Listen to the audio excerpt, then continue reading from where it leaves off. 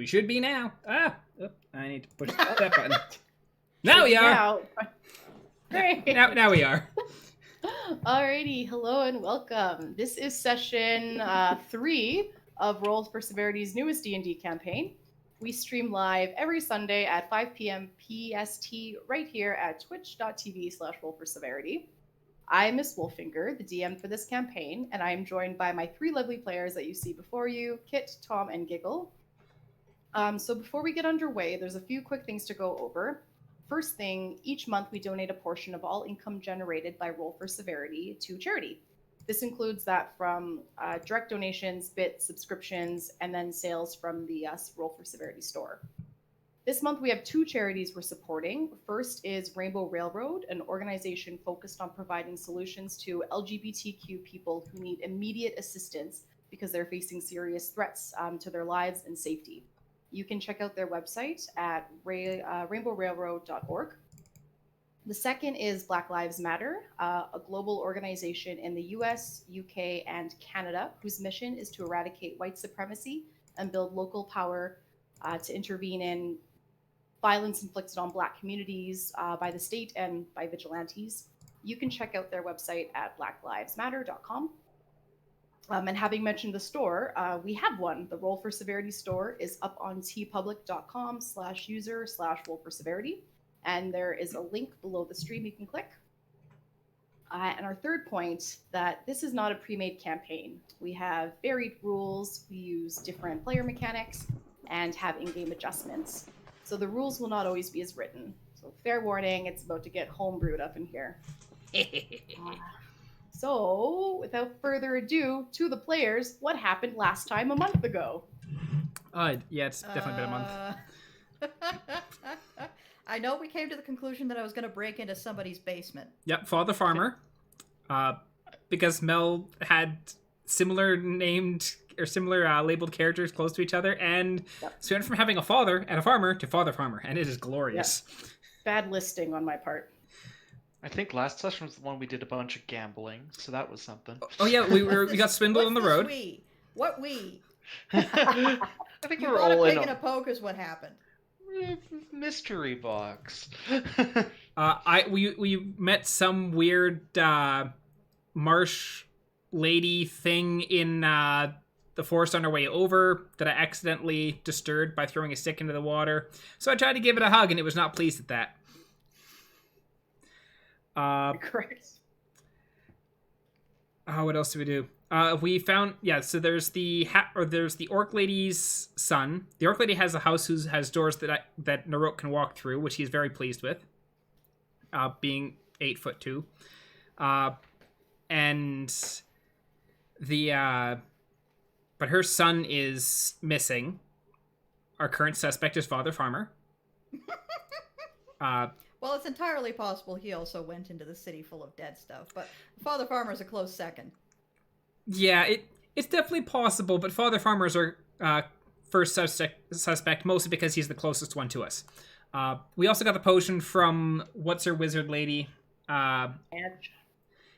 who gave us potions so that we can go into the city and not become dead, theoretically. It may or may not be placebo effect. We're trying to look for a building that has a certain door. I think it was a red door? Correct. A triangular-shaped building with a red door. Hey. Was the hints she gave you, because she doesn't know too much about it.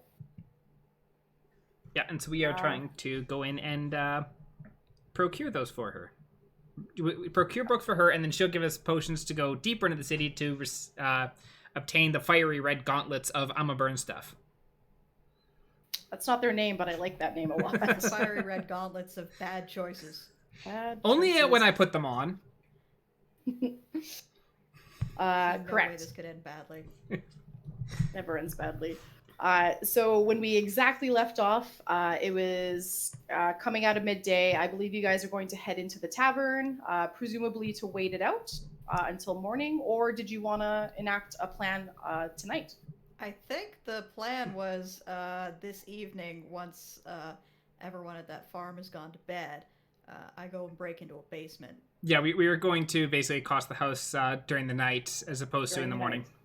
Great. Okay. Well, you're able to, sit down and bide your time at the inn, potentially drinking really expensive booze if you're so inclined. No, I need to be sober for this. Okay. Yeah, less inclined to drink the expensive booze. Mostly Sounded because that it's good. ridiculously expensive booze. And it's not even good booze for the expense. Yeah, it's like cheap booze, but really expensive. It's like a weird film that lingers at the top of your mouth after you have a sip too. Like it ain't right. It's like designer vodka. It's mostly water. All right, so evening is going to befall on the town of Vermil. What would you guys like to do? So you guys want to go break into a basement? Indubitably. I guess I can try my test my sneaking skills a little bit. I don't have those, but Yeah, I was going to suggest that you guys keep watch while I actually do the breaking in. And then if I come out yelling fuck, fuck, fuck, you kill whoever's chasing me. We could stay outside. Yes, I like the sound of that plan better. Because how Okay. sneaky is your raptor? I kind of want to see what's Mm. inside, though. How sneaky is my raptor? Huh, I don't... I don't imagine super sneaky. Well, you guys are able What is my to, stealth? get Negative get one to with the disadvantage. -1. With disadvantage. How do you get disadvantage on your On my stealth checks because I'm wearing chain armor. chain? Yeah, of course, your armor. Haha. Okay. Well, I He think goes clink, clank, clonk. I do. Yeah, I'm wearing chainmail, so I absolutely go. I'm basically walking around with a pocket full of bottle caps and just bouncing along. Chinka, chinka, chinka. Something Fallout. yeah, bottle caps. Yep. Taunting every panhandler you pass. Uh huh. Is that the sound of coin or the sound of his armor? I'm not quite sure. So, I guess you guys will go to sort of the outskirts of his farm, and then can decide how you're going to progress, how you're going to check the layout of his farm, because you've been there before. Yeah. I You have know not. where it is. And I don't think they, at the time they were visiting, had an eye to, like, casing the joint. You also you were hired for the very illustrious sum of 50 gold to off Father Farmer. I was provisionally hired, and by that I mean I wasn't hired. Yeah. He just I'm winked not- a lot. I'm not gonna kill this guy unless I really have to because I fucked up. Or you have a proper contract for it, maybe. See, that's smart. So as we're getting to the edge of the field, can I do a perception check to see if I can see anyone or any lights on or anything like that around? Yeah, Can I please assist do. with that? Yeah, absolutely. Anyone can make those good old checks. I need my roll 21 up. Naroke. Can my assistants just give Naroke advantage? Yeah, I'm alright with that. Cool, because I think he's got way higher perception than me. We'll find out. Theoretically, I'm good at this. Theoretically. 13. 13. Well, it's better than With the 6 on advantage. this side. That's, yep. And Marsh, were you going to attempt I guess I'll just kind of give just a blind shot with my perception to see how that goes. Whoop. Okay, I guess that went pretty well. I'd say so. Yeah, Oh. a nat 1 and a nat 20. That's. Yeah, that's about right. It's gonna be a really Why do you even roll? You should just flip a coin. Heads you win, tails you lose. All right, so Naroke, both of you can see this actually. Naroke and Marsh, there are some lights on at the upper levels of Father Farmer Gowan's homestead. Are you peering like that through your fingers? Absolutely, Is that how you- 100%. Naroke is just like, Does that help? I don't quite know. I've seen other people do it. All right, so Naroke, you can definitely see the lights on, but you're unable to see that what Marsh sees is that there's a figure kind of pacing back and forth through one of the windows. So can't tell who it is, but someone's awake and, Mm. stirring up in a room up there. None of the lower lights are on. Marsh just kind of mentions it seems like not everyone's gone to sleep yet, and I just kind of refer what I saw to the rest of the group. How thick? I don't like. How thick is the cat corn? Like, how thick are these fields? Meow.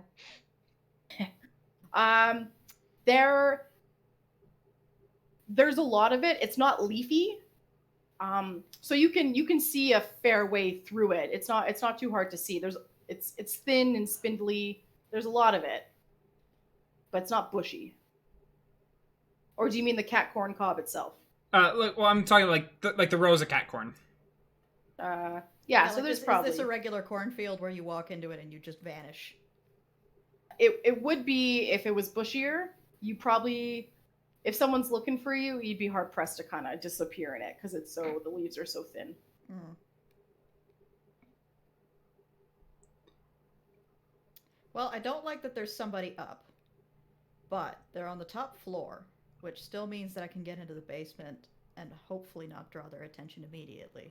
It's not like they're being sneaky with stomping around the top floor either. You'd probably see them coming, Yeah, or hear them coming. Yep. When we were at the house before, would we know like how many would like that top floor area like be able to look all the way around the building, or is it just like the front of the house that that has the windows they'd be looking out of? Yeah, it would just be one side of the house. So we could go around. Yeah, approach from the blind side. I'd still want to do a perimeter check just to make sure there's nothing else weird going on before I go in. Absolutely. Yeah, we can definitely do that. So I think the plan is approach the house from the blind side, and then once we are like flush against the bottom of the house, so it's hard to spot us from the windows, then we do a perimeter check. Okay. Sounds good. Can I actually do I have I think I have a blanket in my bag. Please tell me it's like a white sheet.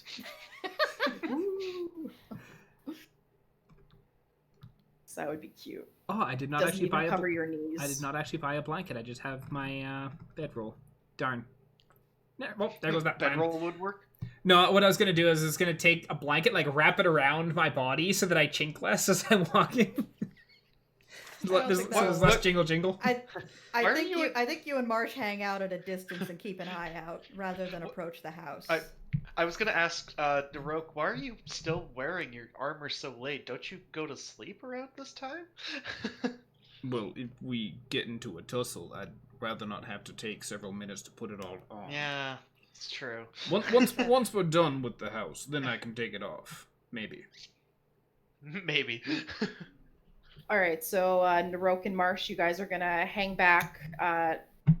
Do you wanna keep an eye on the window that you can see life, or do you want to be closer to where Nick is when he makes his approach to the house? I want to be closer to where Nick is making the approach.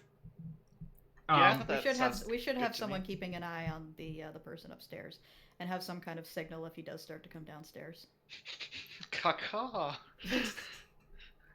I was gonna say just start breaking cat corn. Meow. Meow, meow, Just meow. chords of cat. We'll just throw one cob of cat corn in Nick's general direction. That'll be the sign. I just hear a thump and then a meow. I don't think that's the worst idea. Good, actually. No one would be weirded out by those sounds, because presumably you're walking through the cornfields, you're just going to get a lot of meows, so pretty normal for the territory. Okay, so if we spot someone, stop breaking corn and throwing it at Dominic. Got it. Sounds like a plan. To me, not at me, please. I'll try my best. So Marsh, yeah, you're able to be close enough to a side of the house where you can still see the window, and then see Naroke, who's even further down by the corner, who can still see Nick, who is at the absolute blind spot of the house. Cool. Sounds good. And yeah, I'll just have like one piece of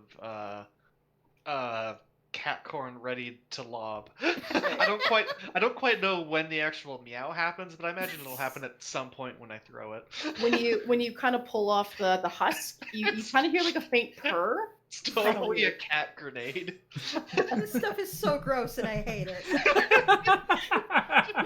There's nothing about this I like. Oh, the Nick, cat corn is great though. Nick, can you give me a stealth check, please? Sure thing.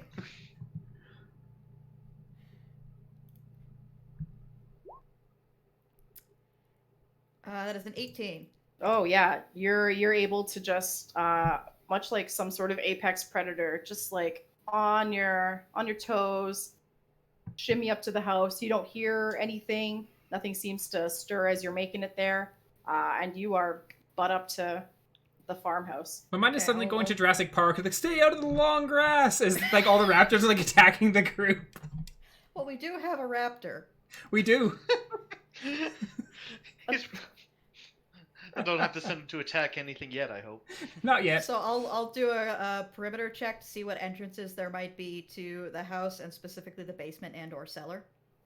Kate, are you going to go clockwise or counterclockwise? Let's go with counterclockwise. Counterclockwise. All right. So sticking really close to the house so you're not as visible. Can you roll me a perception check, actually? Sure. That's a nat 20.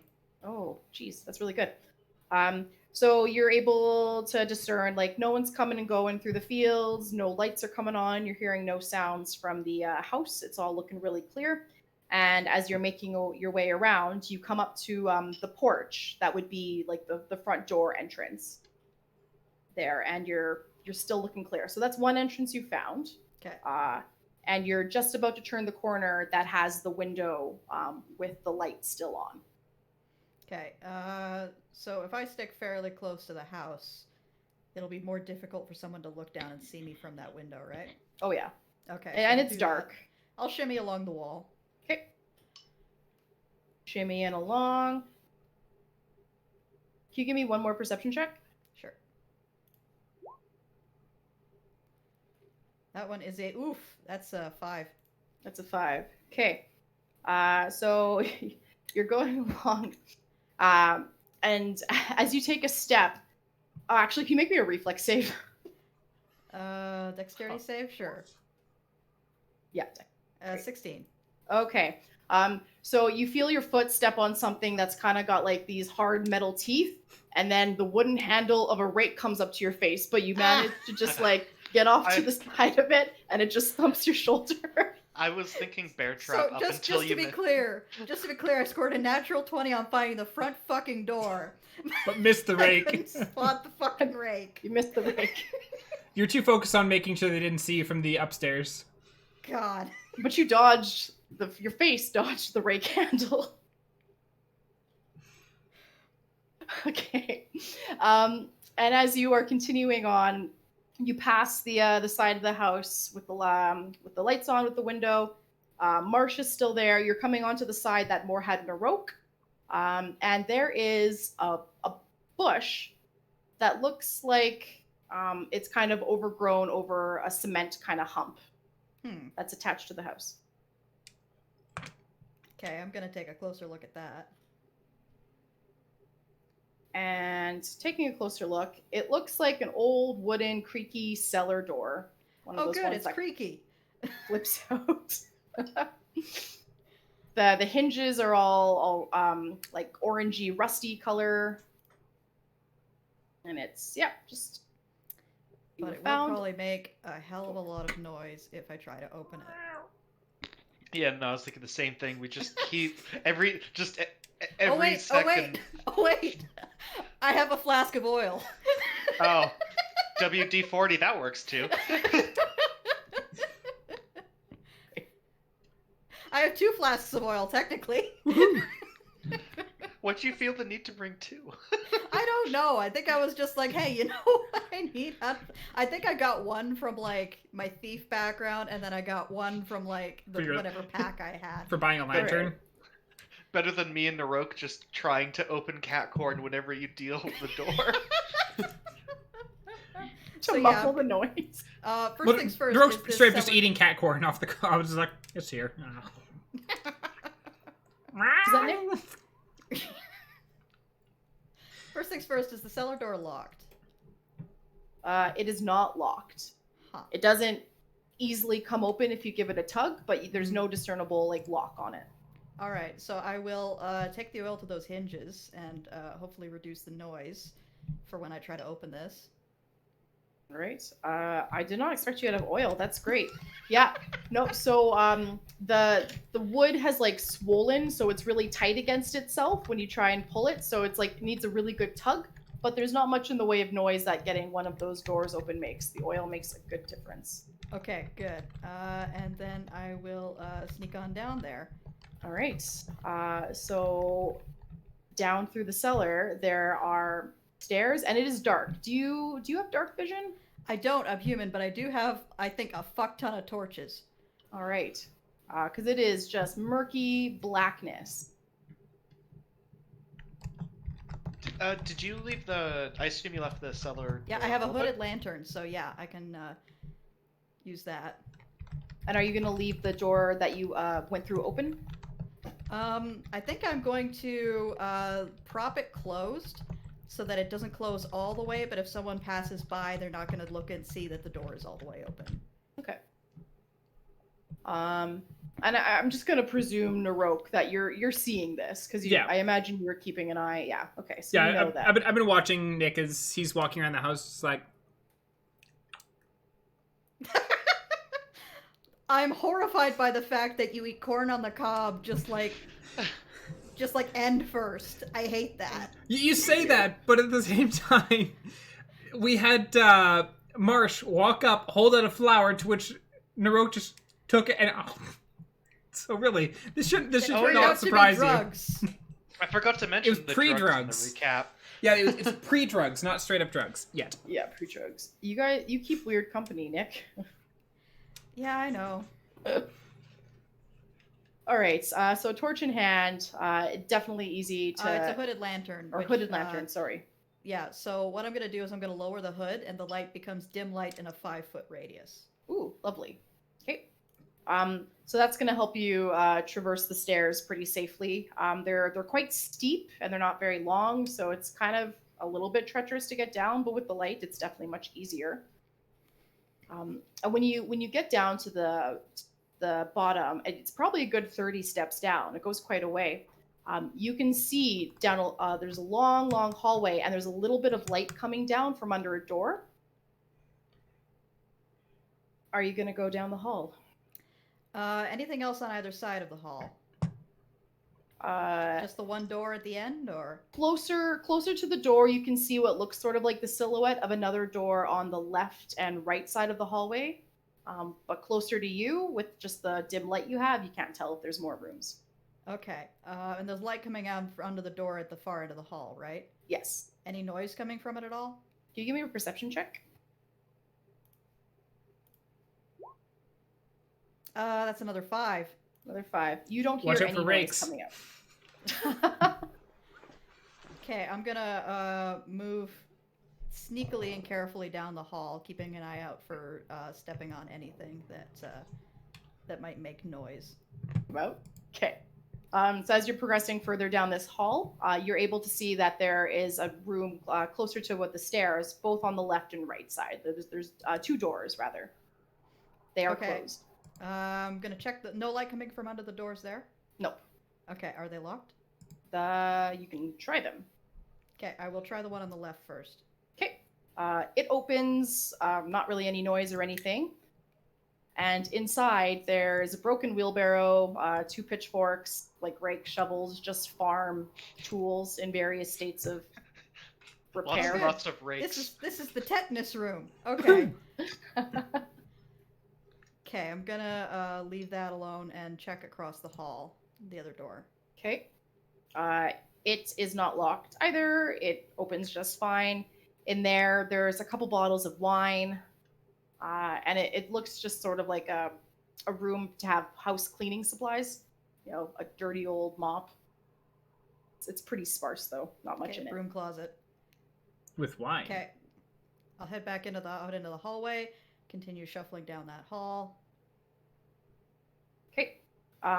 So then you get closer to the door at the end, and then again there's a door on your left and right. Okay, I'm going to... are either of those locked? So the door on your left is locked. Okay. Door on your right is not. I'm gonna check the door on the right first. Okay. It has, as soon as you open it, the first thing you notice is it smells really, really bad in there. And it's because there's just dirty, muddy, nasty clothes hanging up there. Great. That definitely need a wash, but there doesn't seem to be anything of interest. It's just a nasty room. Great. Okay, and I will try the locked one across the hall. Okay. Can you please roll me? What is that? A performance? That's thieves' tools. Thieves' tools. All right. Thieves' tools. Me. That's 18. Oh yeah. So it doesn't take much at all. This doesn't look like a particularly fancy door lock. And about 4 seconds in, you feel those tumblers kind of shift into place, and the door opens, not with a loud creak, just a little bit of a, and with your lantern, it's enough to see that there are stairs going up. Okay. So you can't get up onto the main floor from the basement because it's locked. Why would it lock from... I'm gonna mosey up to that door with the light coming from under it. And, All right. About how long would it have been by the... Like, how long has Naroke been standing outside by this point? Well, I guess presuming Nick's going quite carefully and stealthily and taking his time. Let's say like a good 7 minutes. Oh, okay. He hasn't lost patience yet. But we'll wait. It'll happen, I'm sure. Yep. There's like a nice starry sky or something you can look up tonight. Well, I imagine at this point he's finishing up his probably second cob of cat corn, and I feel like separating you and Marsh was a bad idea. I feel like I should have made you hold hands like on a field trip. Where's your buddy? Find your buddy. Where's Mar- your buddy? Marsh has his buddy. It's the raptor. Okay. Very I'm going to see if I can peek through a keyhole or anything like that on this door to see if I can get a look inside. There's a keyhole for sure that you can peek through. It's not super well lit there. The light that's coming through looks like it's sort of pooling from the sides, but you do see what looks like a tall altar straight ahead. Sounds like you found the fun stuff. Yay! This shit. Does it seem like there's anybody in there? No, and you Okay. can't hear anything either. It's all quiet. Okay, is this door locked? The door is locked. Okay, I will try to unlock it. Absolutely. Ouchies, that's a nat one. That's a nat one. That's in that one. All right. So you're pretty confident from how quickly you got that other crappy lock done before that you kind of did this one with a bit of a flourish. And your pick kind of gets a little bit jammed and you're having a hard time pulling it out. God damn it. Can I use more oil? You certainly can in a moment. Marsh, can you make me a perception check, please? Okie dokie. I don't know. Oil. Just oil solves all problems. Eh. Say what it is for the nice internet people, Eh? Thomas. That's a 5. Oh, that's a 5. Well, you know what? It's pretty easy to see when a light goes out. Oh, okay. Maybe so- if I got a 1, maybe I wouldn't have noticed. Yeah, not one. You're just playing with your raptor. Yeah, basically. But no, you don't necessarily see it go out as it does, but when you turn back to the window, the light is out. So, I don't know if that's like panic worthy or not. Let's see here. I think the oh fuck is if the light starts moving downstairs. Yeah, that's a good idea. I'm gonna keep an eye out and see like if lights turn on the main floor, and if so, then I might try to make the signal. Are there even any windows on my side of the building? there are not. You're there strictly to be the liaison between Marsh and Nick. You're there doing semaphore. It's fine. Okay, Got the back facing wall with nothing. good to know. Good to know. I've got the great spot. I do like to think you still have your like weird goggle things out and you're just looking intently at that wall every now and then. Wall's still there. All right, Nick, are you putting some oil on that lock? Yeah. You're able to jimmy your pick back out for sure. The oil helps. Okay. You can make another check. Okay. That's a 17. That's much better. Oh, much better. Yeah, so the oil having already been kind of lubed up on your pick, it goes in way easier. Shh. Uh, You have to slide that one right into the hole, and it fits You nice and open the smooth. door. Done. The door. You hear a click. Stopping that train of thought. Good job. Thank you. Okay. I'm going to duck back out into the hall, and I'm going to very quickly close and... is it possible to relock the door that leads upstairs? Give me a proficiency check. See how well you do this. Just a d20 plus my proficiency bonus? or- Correct.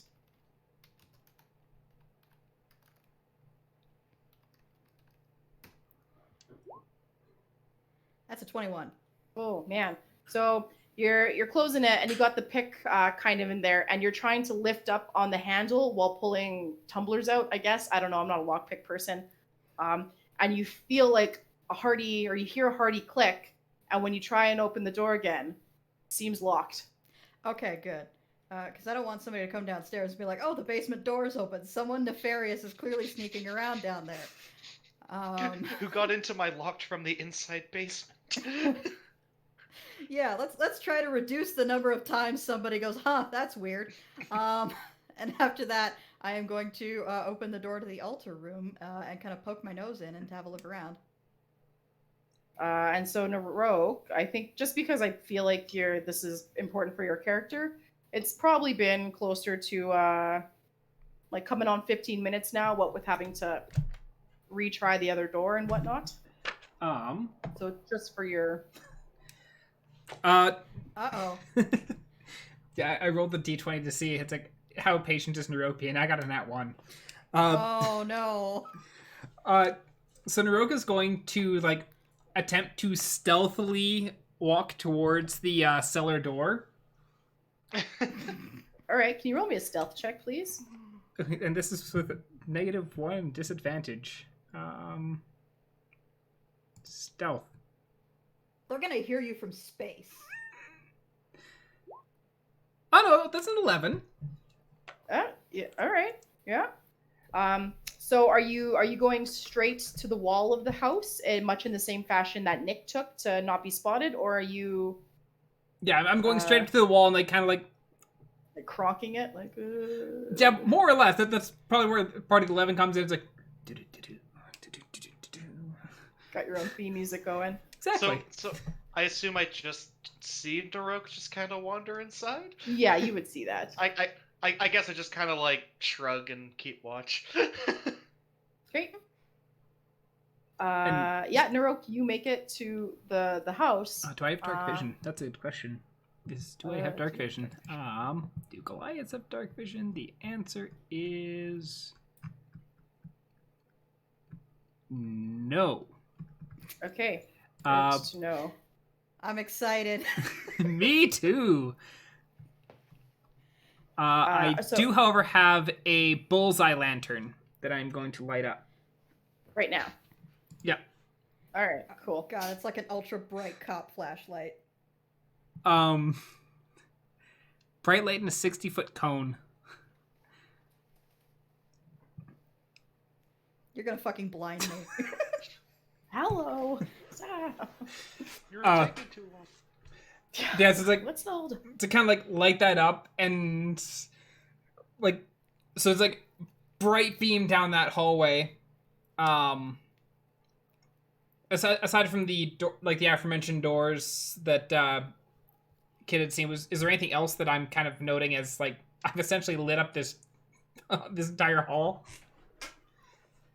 Wow. Yeah, no. Yeah, no. Wow. No. It's just it's a really bright hallway with the inset doors. You can see all 4 doors plus the one down the middle. It's quite bright. Yeah. No, nothing new down the hallway. So, for clarity's sake, am I currently seeing an incredibly bright beam of light coming from down the hall? Yeah, you are. Like it's like a Fuck. spotlight around you. Your shadow is kind of projected onto the door behind you. Is there anywhere in here I can hide? Yeah, are you gonna go inside and close the door quickly behind you, or are you Yes. just okay? Yeah, Would absolutely. would I spot the door closing as Kid is going in? Roll me a perception check, because I imagine that's not great on your eyes, going from Oh, that dark to such light. that was the wrong button. Perception. 14. 14. You do notice a figure go in, but you're not like 100% sure it's Nick. But I see stature, like the door close as someone goes in. Okay. It's like a Could be a hand on the fucking door comedy of pulling it errors. closed. Just a As fucking Groucho Marx sneakily as I bullshit. can, which probably includes no. As I'm going forward, I progress towards this door All right. that I saw just close, and I'm gonna put my ear up against the door. Okay. Make me a perception check, I guess, for hearing. 8. 8. Okay, and Nick, can you make me a stealth check? Sure. 12. Okay, so you, Naroke, you don't hear anything from the other side of the door. And Nick, you, with the kind of not blindingly obnoxious lantern, or lantern that you have, you're able to see off to the left. There's like a little, what appears to be a closet in this room, and it's not locked. Okay, I'm gonna And if duck in there and close the door. All right, you are in a closet. First time in my life. Naroke's gonna listen for a little bit. It's like, I don't know when I saw someone go in here, and I'm gonna open the door and step on into the room. All right. Is there any way for me to like peer through the closet door, either through like a keyhole or slats or something? It's slatted for sure. You're able to see kind of. It's kind of. You could, What's but up? you might be blinded by the lantern. You just got to line up where the slats go. It's downward, and you can definitely make out the long feet, legs of Naroke. I kind of just like gently open the door, peek out, and go, Naroke, what the fuck? I'm gonna immediately turn towards lantern. Congratulations, you're a little bit blinded God, there. Jesus Christ. You would take it awfully long. That's because sneaking takes a while. I got here in much less time. Yeah, and that's why I heard you coming down the stairs and I saw the fucking lantern. Would you turn that off? Sure. Oh, it's a good thing you're pretty. All right, I'm gonna take a quick look around the room, see if there's anything interesting in here. Absolutely. So Naroke and Nick, with the remaining light and the torches that were on either side of the wall that were already present in the room. Oh, I should probably close this. I'm gonna turn around and close the door behind me. Okay, fair enough. Good call. So you guys are able to see. This is sort of a weird looking altar kind of room. Nick, you had seen like an altar at the far end of it, and it is indeed it's covered in like layers upon layers of old wax that have dripped onto the floor. As you kind of walk about the room, you can see there's a large circle of runes painted on the old cracked wooden floor at your feet. Are you guys going to inspect the altar further? Absolutely. I'm definitely gonna stay away from those fucking runes. I'm gonna walk I up don't and know take a much look at the about- altar. Oh god. Okay. Nothing happens as you walk over haphazardly. I presume you're just beelining it for the quickest Oh, way to the 100%. altar. Straight from where I'm standing at the door to the altar. A moment happens. too late, Nick is just like, Yep, all quiet on the rune on the floor front. It's worth noting they look kind of haphazardly painted. Painted with what? Like actual paint, or are we talking like old dried blood paint? yeah, like enough. blood of virgin situation. It doesn't look brown. It looks red, but like a dried red, not a old blood red. Rusty Okay. red. Blood turns brown after like half an hour. If it's not brown, it's probably fine. Yeah. So I'm gonna walk up and I'm gonna take a look at the altar, and so I'm guessing there's like the candles that are on there that are melted and such, or The candles aren't lit. They're in various states of like length. Some of them are just burnt down to basically nothing. The wick is gone, and there were just little buds left of wax. The whole altar like face is just covered in wax and stuff. And on the center, there's another circle of runes similar to on the floor, but these ones have been like etched in with a knife, okay. really carved into it rather. And there's also a sheaf of dried wheat and a bloody heart on the altar. A sheaf of wheat and a bloody heart. I was hoping it'd be a sheath of cat corn. Any idea what species that heart is? Yeah, can I roll a either investigation or a nature check to see if I might have any idea? They're both int. Yeah. So you guys can either make me an investigation or nature check. I think I will do. Do I have any of those? I'm equally bad Well, at both, so that's a 2. I got a +1 on nature, so. So a 2. Naroke, you're like, I think that's a lung. I got be a a 12 kidney, on I'm not quite sure. investigation. A 12. All right. So you can tell, Nick, it's definitely a heart. But as you look closer, it doesn't take long to see it's not a human heart. Oh, thank God. You're not entirely sure what it's of, but definitely not human-esque. Human got, or humanoid. Yeah, it's one Okay, too so many. this didn't come out of a bright-eyed, bushy-tailed young orc boy, did it? Probably not. You're starting to, any fears that you had that maybe this could have belonged to your little orc boy kind of assuaged. And you said it was bloody, so it's fairly fresh then. It's fairly fresh, yeah. Some of the blood that's dripped off of it onto the altar is kind of congealing a little bit. So it's not like super super fresh, but it's still a little moist. Okay. And so, are they sitting inside the Rune of Circles or outside of the Rune of Circle, like outside of the runes? It's inside the Rune of Circles. Inside the runes? Okay.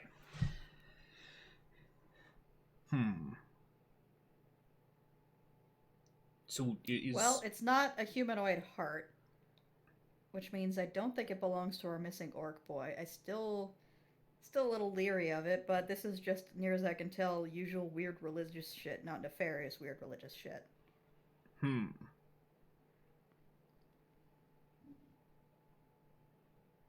And are the runes that are carved into the altar the same runes that are on the floor?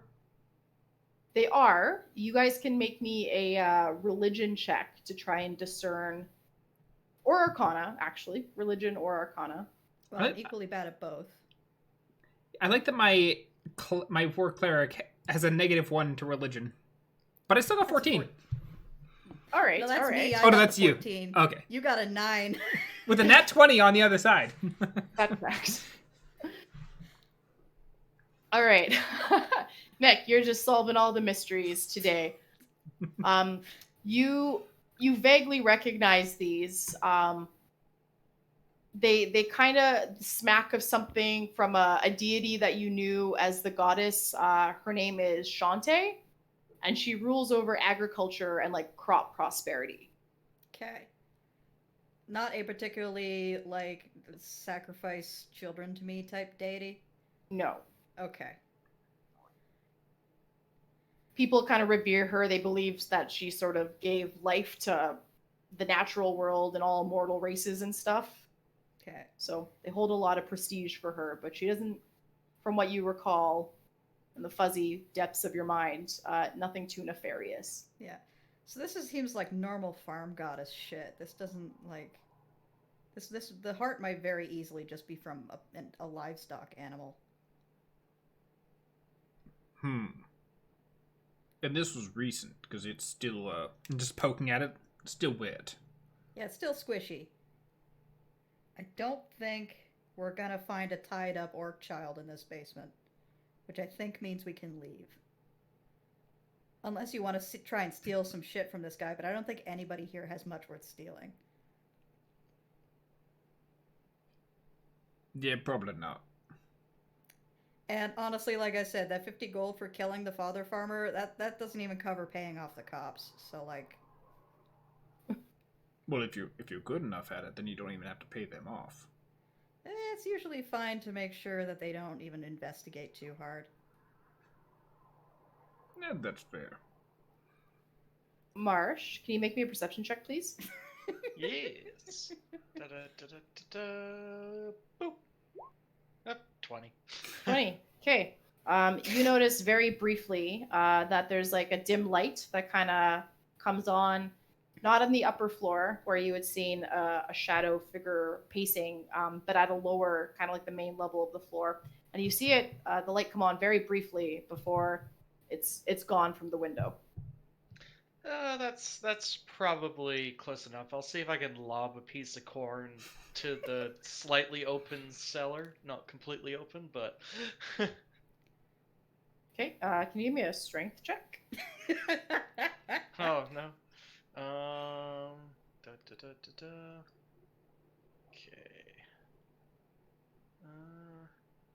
Oh, that's the button. 6. 6.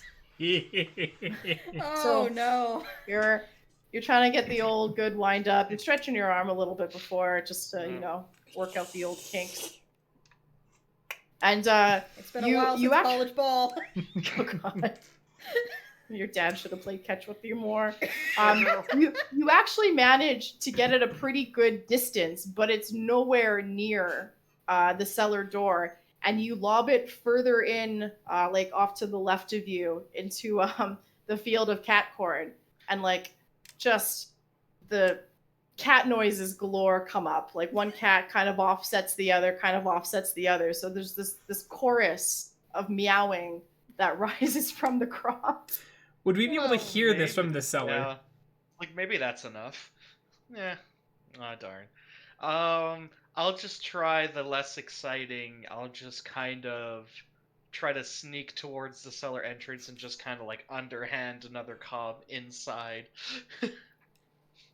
Yeah, absolutely. You can do that. You can pick another. Yeah. Ugh. I was hoping to do this more cool like, but I guess I'll do it the I can't throw a piece of corn way. Well, it was you were going to throw it towards Naroke, who was going to alert. Yeah, it I was just honestly just gonna aim, like, if it reaches the bottom of the cellar, they'll probably hear The it. plan's all Right. fucked up. It's fine. So aside in the room, aside from the altar and there's the closet, is there anything else that's in this room? You guys can make me some perception checks if you'd like. That's a 13. That's a nat one.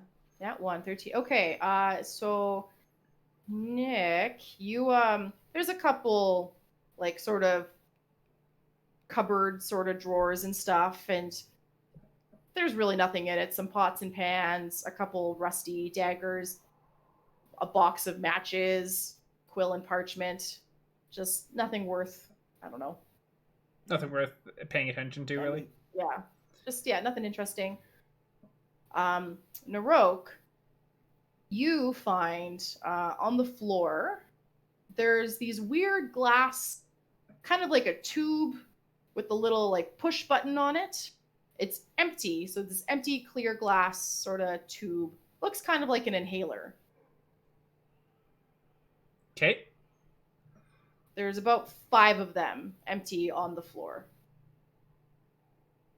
I'm gonna pick one of them up and I'm gonna like hold it out towards Nick. It's like, do you know what this is? Do I know what this is?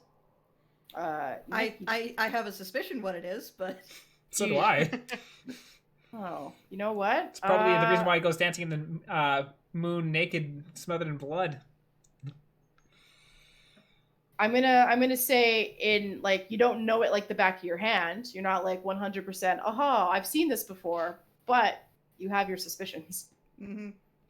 Yeah, I think this might be drugs, or at least the delivery system for some drugs. Possibly. I know exactly who we can ask about that. So I'm gonna pick them all up and shove in my pocket. Noise. The noise. Can you guys make me perception checks? Me too, or just... Sorry, Naroke yeah. and Nick. Yeah, 22. 22. All right, so Nick, you hear footsteps above you. Shit. I think somebody's up. We should go. Okay. Okay. Back down the hall, quiet as you can. And Make an effort. So I will attempt to stealth down the hall Yeah. as we are leaving. you guys can roll me your stealth checks. Marsh, Oh, are you hot gonna diggity! toss... 18 with a negative. Oh no, never mind. I have disadvantage, so 5. I got Oh, an 8. That's so mean. Marsh, you would have got to the cellar door by now. Mm-hmm. Yep. Okay, what are you doing? Yeah, like I said, I guess they already know, but I guess I would. So I'll just kind of toss that cat corn just in the cellar door hole. Okay. Yeah, you guys, as you're not so stealthily kind of trying to shimmy down that hallway, you hear a meow from up by the stairs. And I helped. As soon as I hear the meow, I'm gonna pull my lantern back out. I'm not gonna I'm gonna be ready to light it, but it's not lit yet. Okay. And then as you're traveling down the hallway, Nick, from the door that you had unlocked earlier, you hear footsteps descending down those stairs that were leading up. Well, it is locked, so it will take them a while to unlock it. That'll buy us a couple seconds. Would it? Because if it was locked from your side, that means the unlock is probably on the other side of the door. If that were the case, I wouldn't have had to fiddle with the lockpicks. I could have just flicked the knob and closed it. Yep. So are you guys boogieing? Yeah, we're boogieing. Yeah, all Yep. right. Are you gonna say like caution to the wind and just try and hoof it, or are you still trying to be stealthy? Still trying to be stealthy. Yeah, still, Okay. As much as still trying to be possible. stealthy. Like, would I have heard the door or like the footsteps coming towards the door, jiggling or anything like that? So yeah, you can hear some jiggling by the door now. You're pretty darn close to the stairs, but do you guys have any light on you? I have the I lantern am ready going- to light if I need to. Yeah. I'm gonna snuff my lantern. Okay. Great. Naroke, can you make me a reflex save? Uh-oh. It's gonna be a rake. Dexterity save. I'm good at these. No, I'm not. But that's a 14. Oh, God. 14. Okay. So as you're kind of passing by one of the doors on the side, Nick, who is just stealthier than you, tends to kind of gain on you and shuffle past you. And so it kind of pushes you a little bit into the room. And as you take a step, a rake is coming at you. Like always with the rakes. Am I catching this one to the teeth? Or did my 14 allow me to dodge?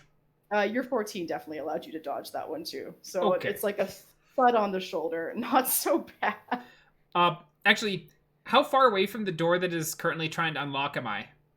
Or how far away from it am I? You'd be like 30 feet. It was a pretty long hallway. Okay, I was like, if I'm like right by the door, then it's like, would Naroke be smart enough to try and jam the door with the rake? But the answer is no, we're too far. Okay, No, so you're at the doors closest to the stairs, going out from the cellar.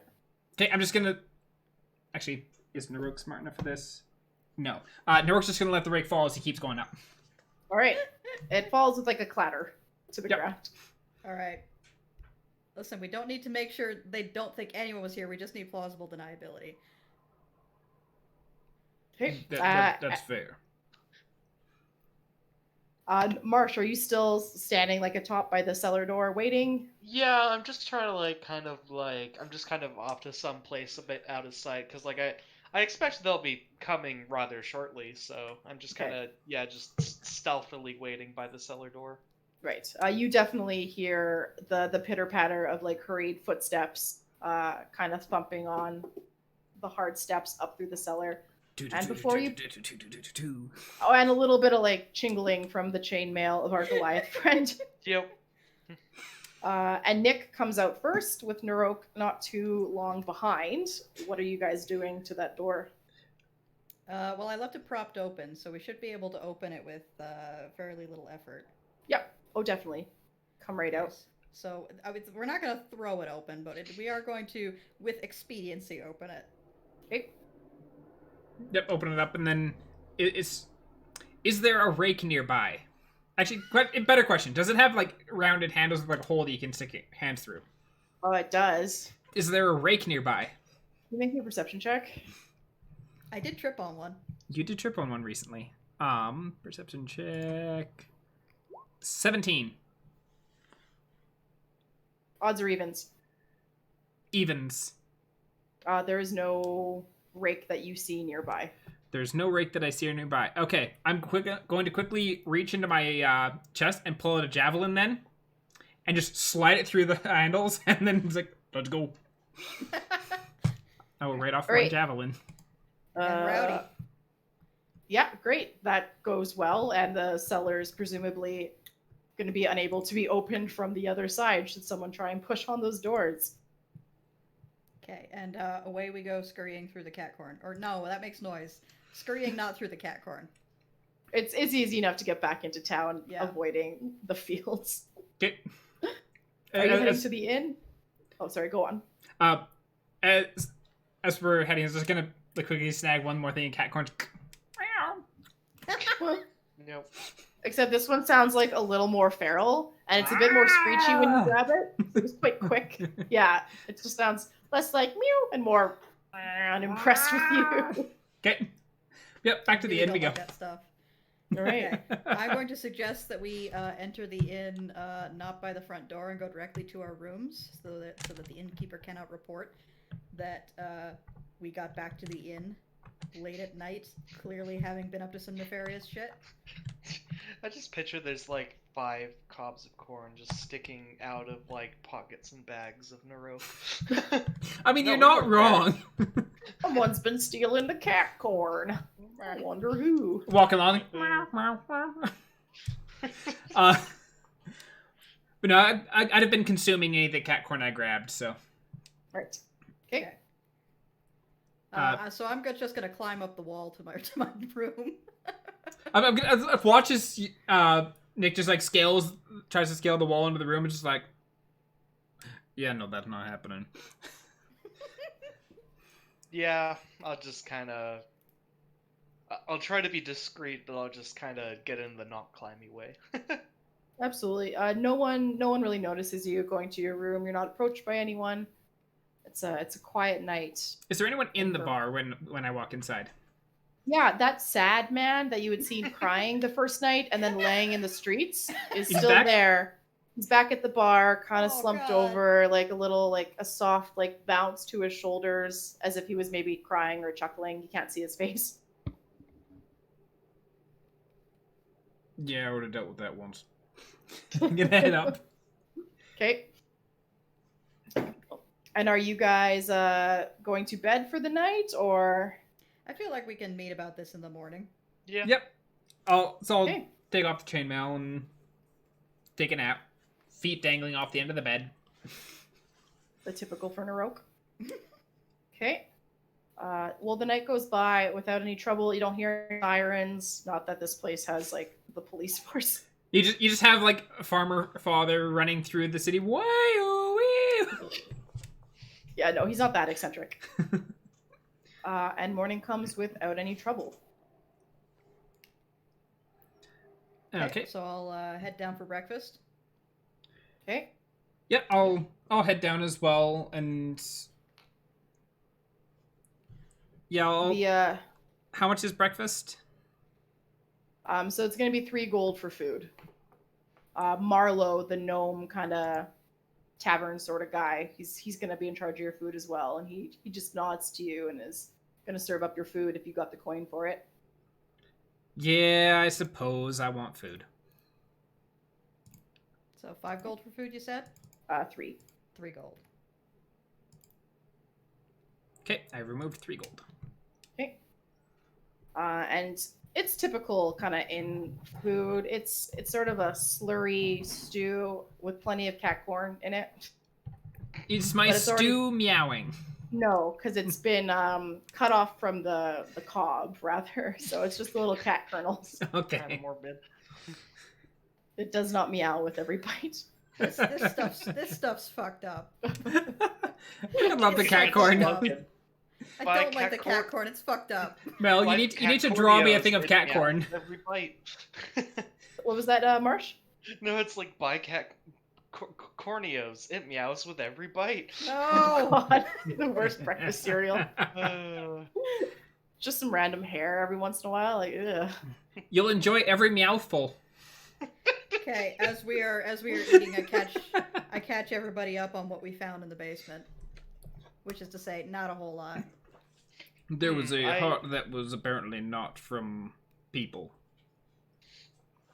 I'm not very good at reading people per se, but I didn't get any vibes that the father farmer was up to anything too mischievous. Define too mischievous. Oh, well, I don't know about those wild moonlight parties he has every now and then, but On besides the that, full moon. yeah, full moon. It seemed like a normal-ish fellow. So the great thing about Yeah. that is the whole like dancing under the moonlight, wasn't that something that we were just discussing of like what is it called? Is it go, well, that's when you go out and dance in the moonlight covered in blood in the full moon. So like that was like us discussing it, not even things we actually found out about him. Yeah, that might have been the case. I might be mistaken, but I'm pretty sure that's where a lot of that came from. So it was just our own imaginations. Yeah, you don't actually know for sure that he dances in the moonlight. I have no choice but to take these guys' word for it, though. I can't even insight check because I'm sure they believe It's just what he does. exactly true. what they're saying. You're screwed no matter what. Yeah, no. There's no way of knowing. Okay. Well, So we didn't find the orc boy. Yeah, I think it's just usual creepy hillbilly shit, not like nefarious creepy hillbilly shit. Okay, Is so that does really- that mean that we're gonna go and deal with the zombie town? Yeah, I think that means we have to City. go to fucking zombie town. Okay. I'm good for that. It's early morning by this point. You guys got up kind of just after the crack of dawn, and you do have a map that Madge gave you, along with a description of the house that you're looking for. Okay. And the outskirts that you're heading to are south. Yep, and I don't think we want to do this by night, so we should probably get a move on. We are aware that there's zombies in the town, correct? Yes, you do know that there is like necromancy, magic, residual magic from a bomb that was dropped there, and everyone's implied that the dead are walking. Can I make some kind of check, probably either Arcana or even just like basically any kind of check to figure out what I know about zombies, being a cleric of some sort? Oh, yeah, for sure. Let's would that be religion? No, yeah, I guess Arcana. Monsterology. Arcana. Either way, I'm bad at it. Alright. That is a 1, which is You gotta- technically you rolled a gotta- 2, but I got a -1 modifier.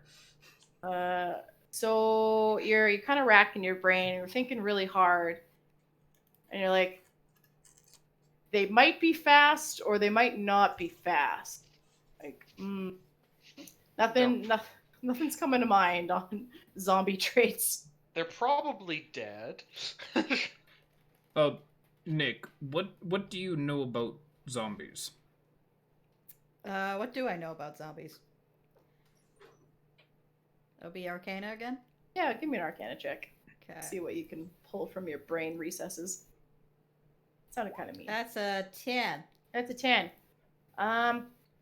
Thinking of zombies, well, you can gather that by themselves. They're not necessarily that scary. But when you get a bunch of them all together, that's kind of when things get a little dicey.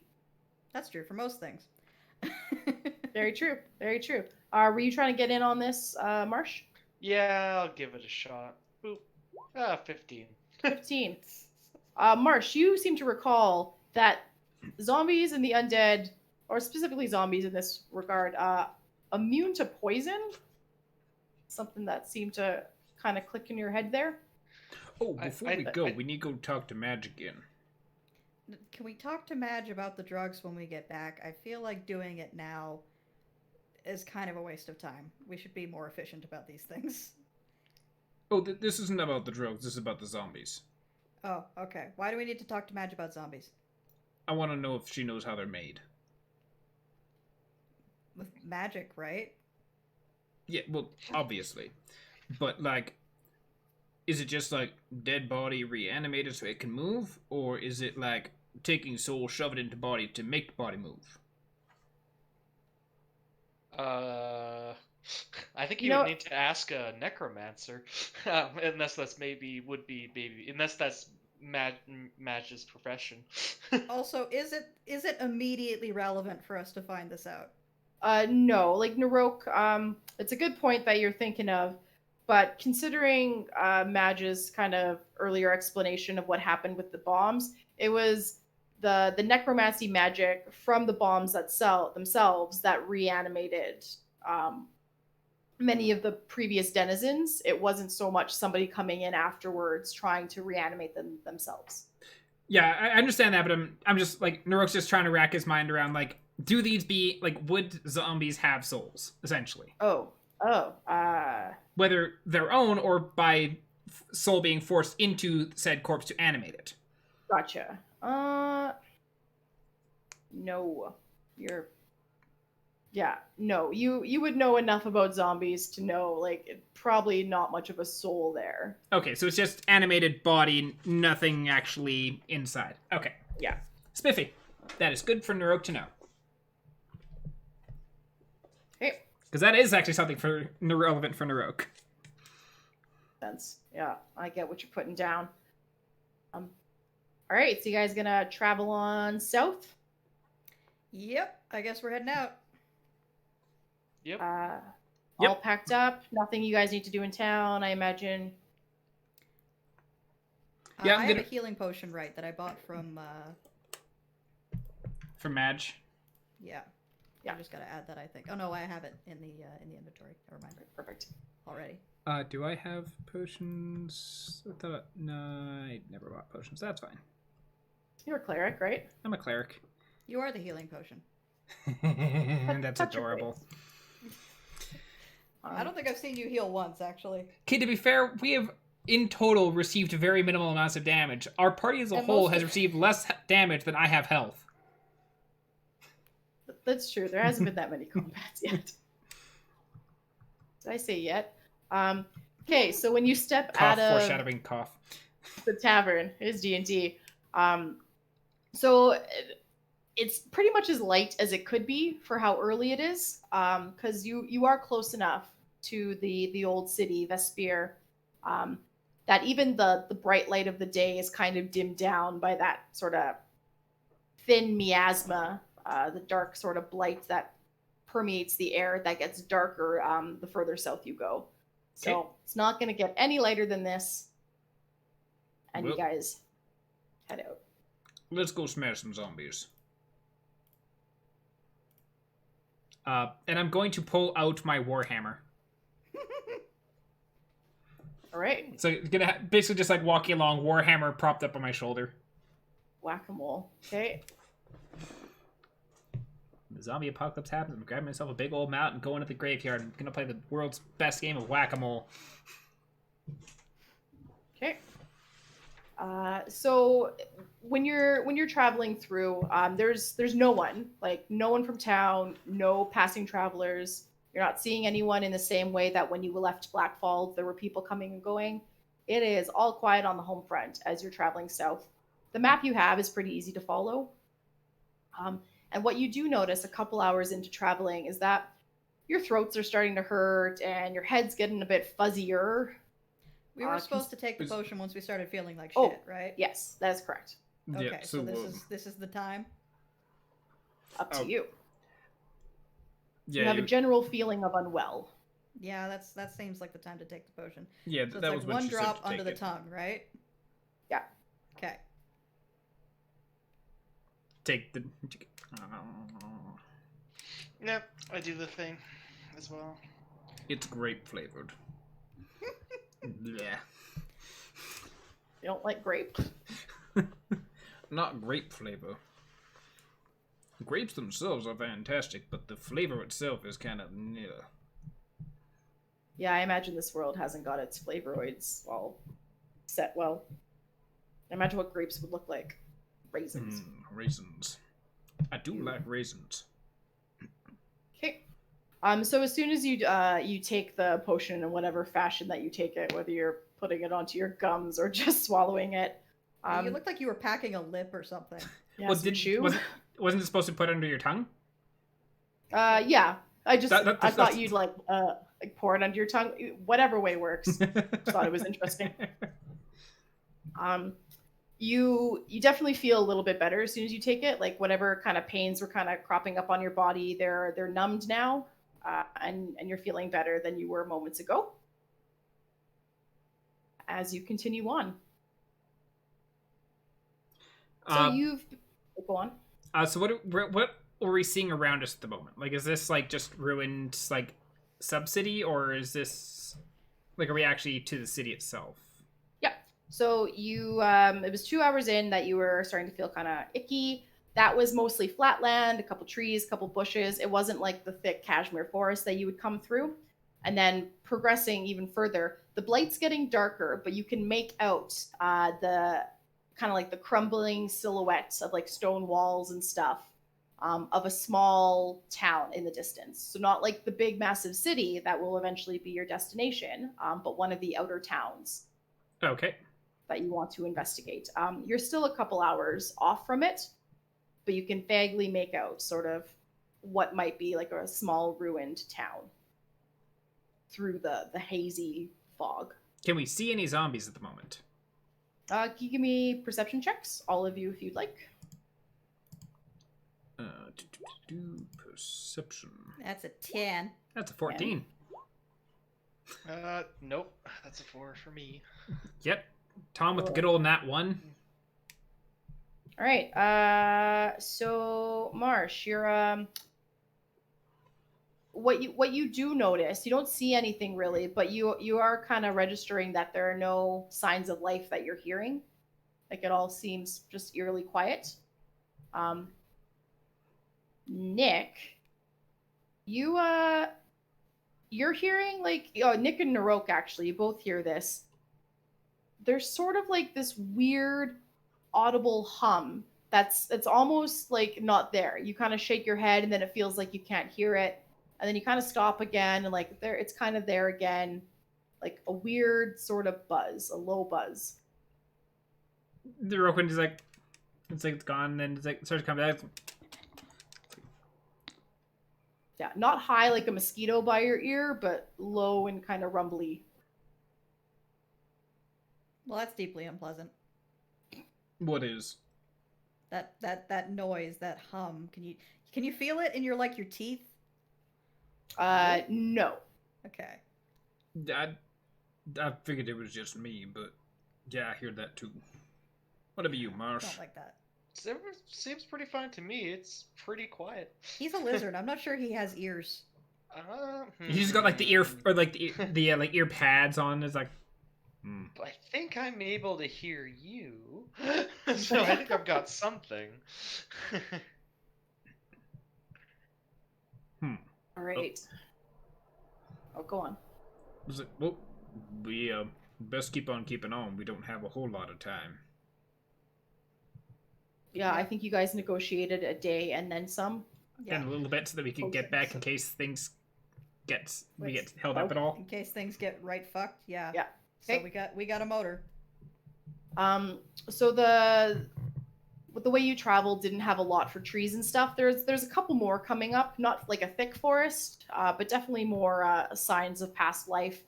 And the trees that you do see are like huge trees, but they're gnarled and twisted and blackened and just kind of creepy looking. You know that tree from Fern Gully that Hexus was in? Mm-hmm. Kind of like that. They're all pretty magnificent in their own creepy way. Gross. Yeah, very gross. We could make that into a lovely desk.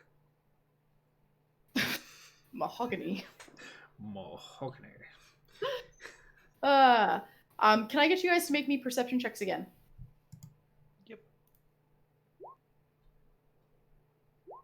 Hey. I got an 18.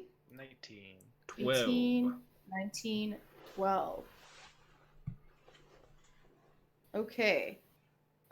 So Marsh and Nick, you well, Marsh, you hear the kind of buzzing that they were talking about before for the first time. Aw. And it's quite loud. And Nick, the buzzing you heard, now you're kind of feeling it in your teeth. It's definitely stronger. Ugh. That's unpleasant. And Naroke, for you, it's still more of that same kind of odd hum that you had kind of noticed before. So it's still there. Maybe a tad bit louder. That's just kind of like shove my piggy in my ear. Yeah, I don't like that. This is like that girl crying all over again. Oh, how interestingly perceptive of you. I said for no reason at all. Okay, can I get you guys to make me one more set of perception checks? But bad things happen when I perceive things. That's okay. 22? I just won't perceive things with an 8. Yay, 9. A 9. Okay. So Nick, you're the first one to notice. As I switch these over. Naroke just disappeared. I think he fucking died. Oh no. Did you guys die? Oh. That didn't Well, I don't take want- long. Is Naroke resurrected? Yes. Naroke is back. I'm back. Okay. That's good. And I can click on myself. So Ooh, sorry about it inadvertently killing you there. it's okay. It's not the first time. And it won't be the last. So Nick, you're the first to see that coming up from kind of behind where you were traveling, there are these weird, angry, buzzing wolves. Buzzing. Looks like a wolves, you kitty say. cat. Oh no, does it? Well, Oh, that's fine. Kind of, yeah, it's like I they're tried. kind of My dog-like. mine's more like cat cord. The They do mobile the job. version. So these beasts have like really coarse, bristly black and yellow striped fur. Their eyes are like large, round, black, and there's two kind of long, furry antennae coming up from behind their sort of canine ears. And when it looks like they go to bark, it's just like an Bees unholy come out. bark buzz. It's like an amalgamation of a dog bee awful monster hybrid. Can I get you guys to roll me initiative?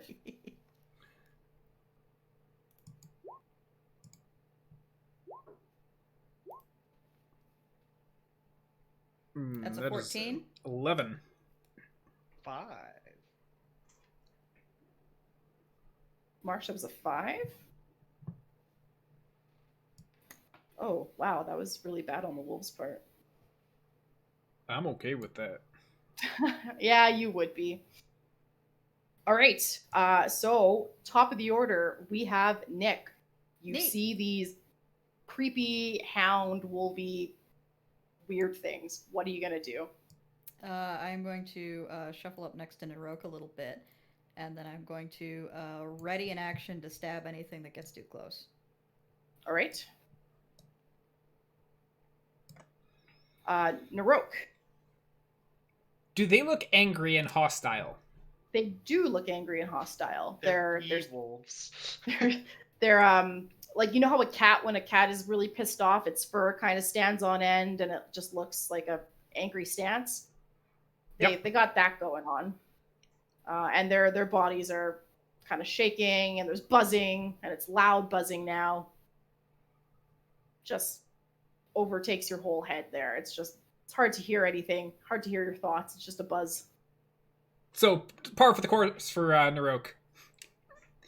Par for the course. Well, Naroke is going to 5, 10, 15, 20. There's a ruler, by the way. There is. But my character sheet is currently on top of my ruler. So Naroke's just going to walk over here. All right. So you're gonna promote a Oh no, that's for leaving. I keep thinking Pathfinder. Anyways, all right. What are you doing? And I am going to whack this one right here. All right.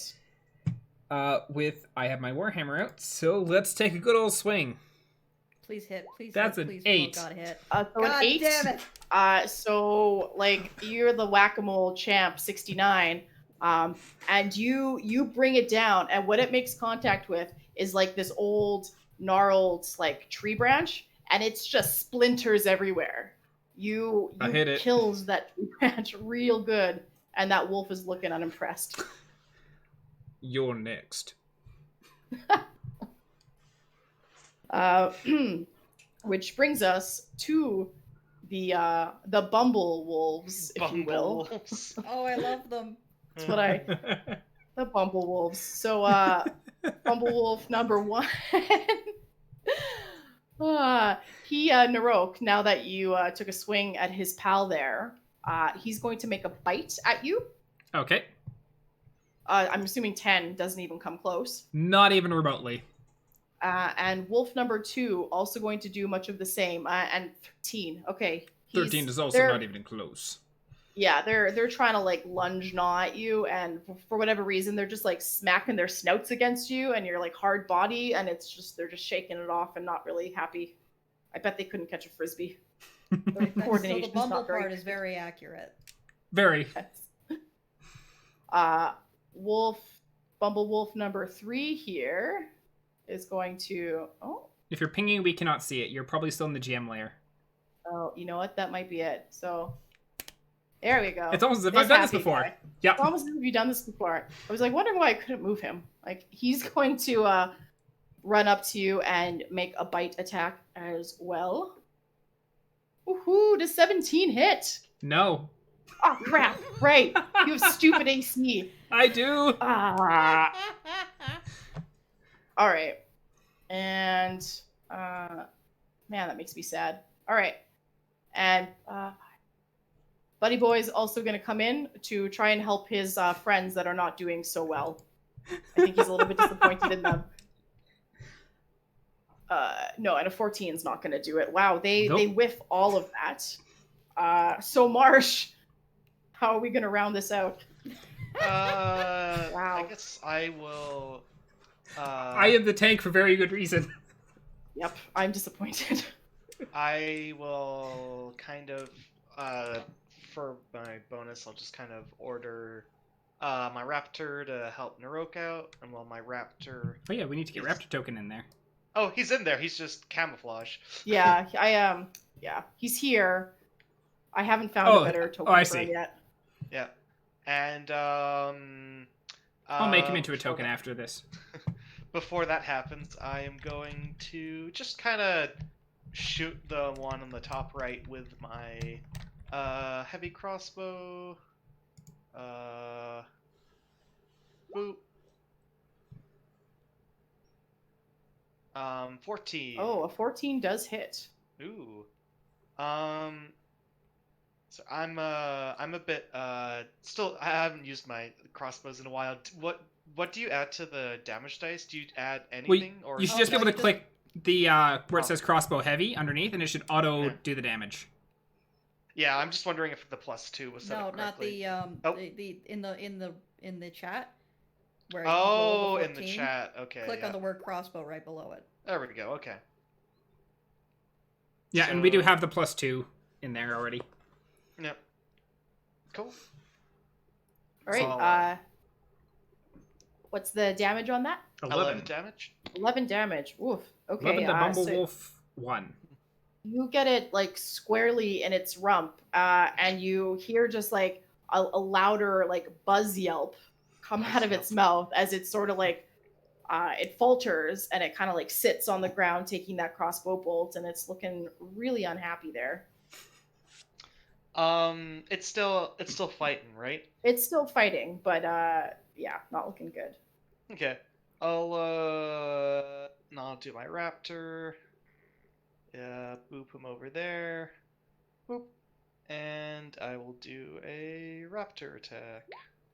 12. Yeah, no, 12 is going to hit. Boop. So 5 damage. 5 damage on the same old raptor. Okay, so he gets a really, really good hit on him. And while the wolf is kind of still standing, it's shaking and not looking so happy. Do they have stingers? Roll me a perception check. Sure. 5. Looks like a bristly tail. It's like some hard full. Bristly black and yellow tail. Gotcha. Yeah, no obvious stinger. Okay, that's my turn. Okay. Which brings us to the top of the order of Nick. Cool. Now that Naroke has the attention of all the monsters in the area, Fireball. I don't have fireball, but I am going to mosey on over to right next to this one that the raptor just attacked, and go at it with the cane sword. That's a 19. You hit something with the 19. sword. Yay! Man, that 19's gonna hit. All right, that is plus my sneak attack, 13 piercing damage. Oh, okay. So, how do you want to do this?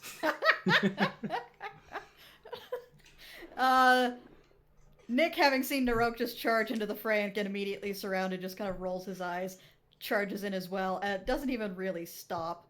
Just rushes up to that wolf, slashes it across the back of the neck, and just watches it drop. Freaking beautiful. Yeah, it goes down. I think I have some movement left. Can I move and then do my bonus attack? Yeah, absolutely. Cool.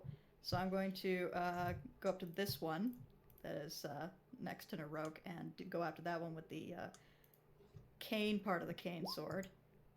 That's an 8. An 8 will not hit. Okay. Yeah, So mine didn't kinda- hit either. It's For once, okay. it's the cane that doesn't hit. I know, it's weird. Your back was turned. You probably didn't see me fucking murder that bumble wolf. Nope. Didn't see it, didn't That happen, right, Naroke? Did not happen. All right, so that's my turn. All right, which puts us on to Naroke. Well, I said that you were next. And so I'm going to take another swing at my Warhammer. That's a 19. Oh, you bet your sweet bippy that's gonna hit. Yay! You hit something! Roll that DiMaggio. This is my second hit so far this campaign. Is it only your second? I think so. I think I only hit... Yeah. I hit the bush lady, but I only hit her once.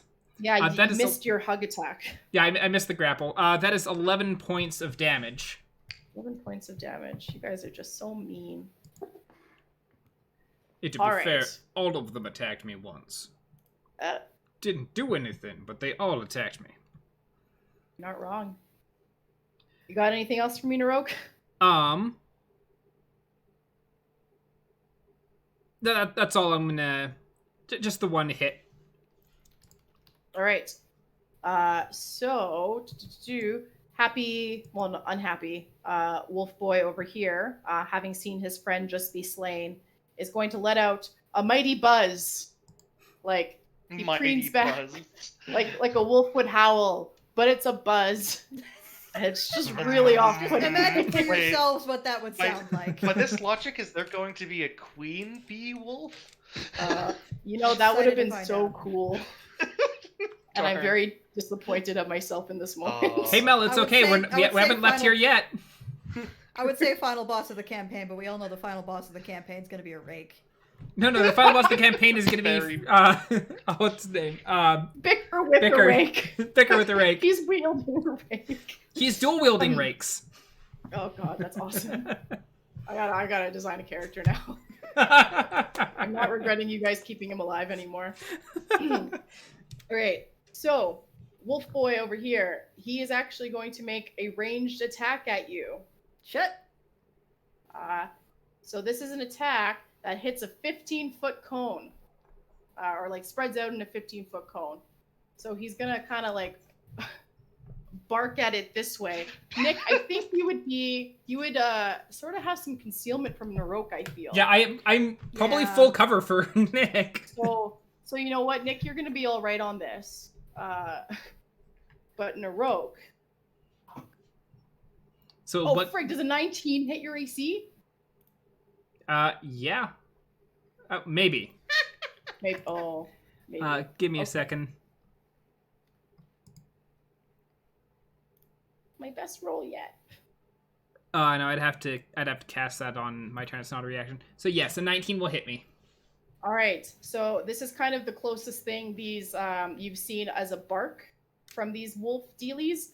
So when this guy goes to make a weird buzz bark, a bunch of bees spew from his mouth, and you are going to take. He does have 5 a mouthful piercing of damage. bees. And when they bark, they chew bees at you. You're gonna take 5 piercing damage. A whole 5 piercing damage. Yeah, I was kind of disappointed with that roll too, but it is what it is. Okay, so I take 5 piercing damage. It's like, oh, well, that's just uncomfortable. I guess But it guess depends what? on whether you're allergic to bee stings. Oh god, do you even remember if you're allergic to bee stings? I told you we don't know what we're allergic to. This is great. All right. It's just like, no, I'm fine. Wait, is that itchy? I don't know. Wolf Boy over here is going to make a bite attack at you. Okay. Okay, and that's a 14. Gosh darn, you have. Yeah, that's not bites. happening. Wow, and the bite on the other one is another 14. Okay. So they've all whiffed, and that puts us, except the one. And that's going to put us up to Marsh. Hey. Let's see here. Yeah, so I'll just tell Raptor to not kill, attack the one that's directly south of it, and I'm going to take another shot at the same one, 25 feet. Yeah, should be good. All right. Boop. 10. 10 will not hit. Okay. So it kind of goes whizzing by its antenna. Antenna flickers a little, but it's no worse for wear. Oh, and I'm just gonna move a couple smidges to the right, not too much. There we go. Okay, and yeah, my raptor's gonna go in and attack, and nope on that one too. That's a 6. No, it kind of goes to bite at its back, but it just like goes towards the tail, and the tail's kind of going crazy, and it's like, nah, not trying to get a good bite, and it's missing. Get him next time. See, part of me now just is imagining Raptor like missing their tail, seeing its own tail, and just sort of going in circles trying to catch its own tail. Oh, Just so that's just yeah, adorable. they're just. Oh no, they're fighting. What's the intelligence on this raptor, by the way? Not high. It's. -2. I think it's smarter than the average dog, but I don't know what a dog's intelligence would be. it's like a at a -4. Okay, yeah, all right. I was just wondering if the raptor's technically smarter than Naroke. No. Nope. No, Naroke is a -1 intelligence. Yeah, so he's probably smart enough to know better, but he'll do it again. Yeah. Naroke has his moments of brilliance. They're just not necessarily always all that brilliant. Yeah, he has his moments of brilliance, but they're strange and from the wrong direction. Yep. And blinding in a dark hallway. Yeah. Hey, now that being said, Naroke had a brilliant idea if the door opened. Is he was going to full open the thing and just like bright light directly in whoever's face. So he has his moments of smart. Sometimes. From that. Top of the order, my friends. Nick. All right, I'm gonna go for that bee wolf I whiffed last time, the one directly below me. All right. That's a 19. Oh, yeah, that hits. All right. 2 19s for the cane sword. 14 piercing damage with my sneak attack. Piercing damage. Holy crap. Hang on, let me do some math here. All right, so it's still standing, but it's kind of shaking, whimper, buzzing a little bit. Okay, I'm gonna go at it with the offhand. It's a 10. That's not gonna hit. Whips again with the offhand. I'm sensing a pattern. All right, so that's my turn. Yeah, you've reversed the pattern from normal.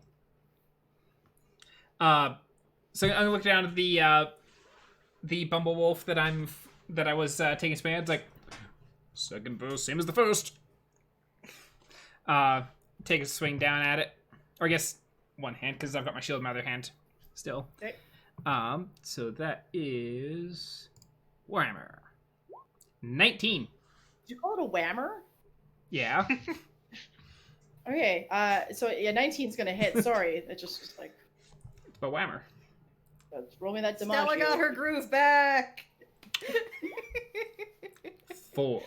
Oh, 4. Okay. Stella did not get her groove back. It's you get a good whack on its paw, Aw. and it kind of pulls it up and is sort of like favoring it a little bit, trying to just make stand on its 3 remaining sort of good paws. You didn't hurt it all that much, but you definitely got a good knock on that paw there. Good solid whack to the paw. Okay. Which anything else? No, that's my turn. Their turn. So the wolf that you whacked so meanly, I don't know if that's a word, is going to make another kind of ranged attack at you. And that's a 14. I'm getting a lot of 14s. Okay, I know that does not hit. See, now that being said, I think doesn't 14 hit everyone in the party but me? I've got a good amount of AC.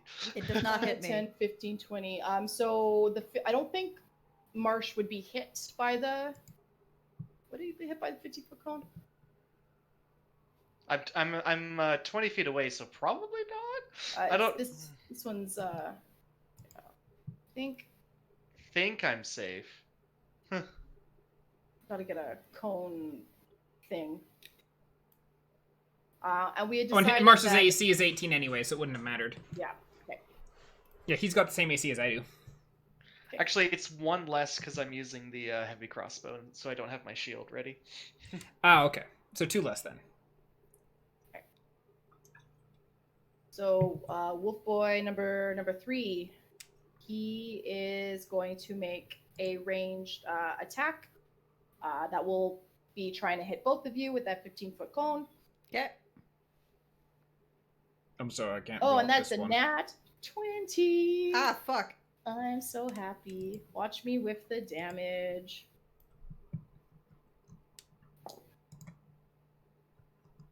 Okay, well, it's better.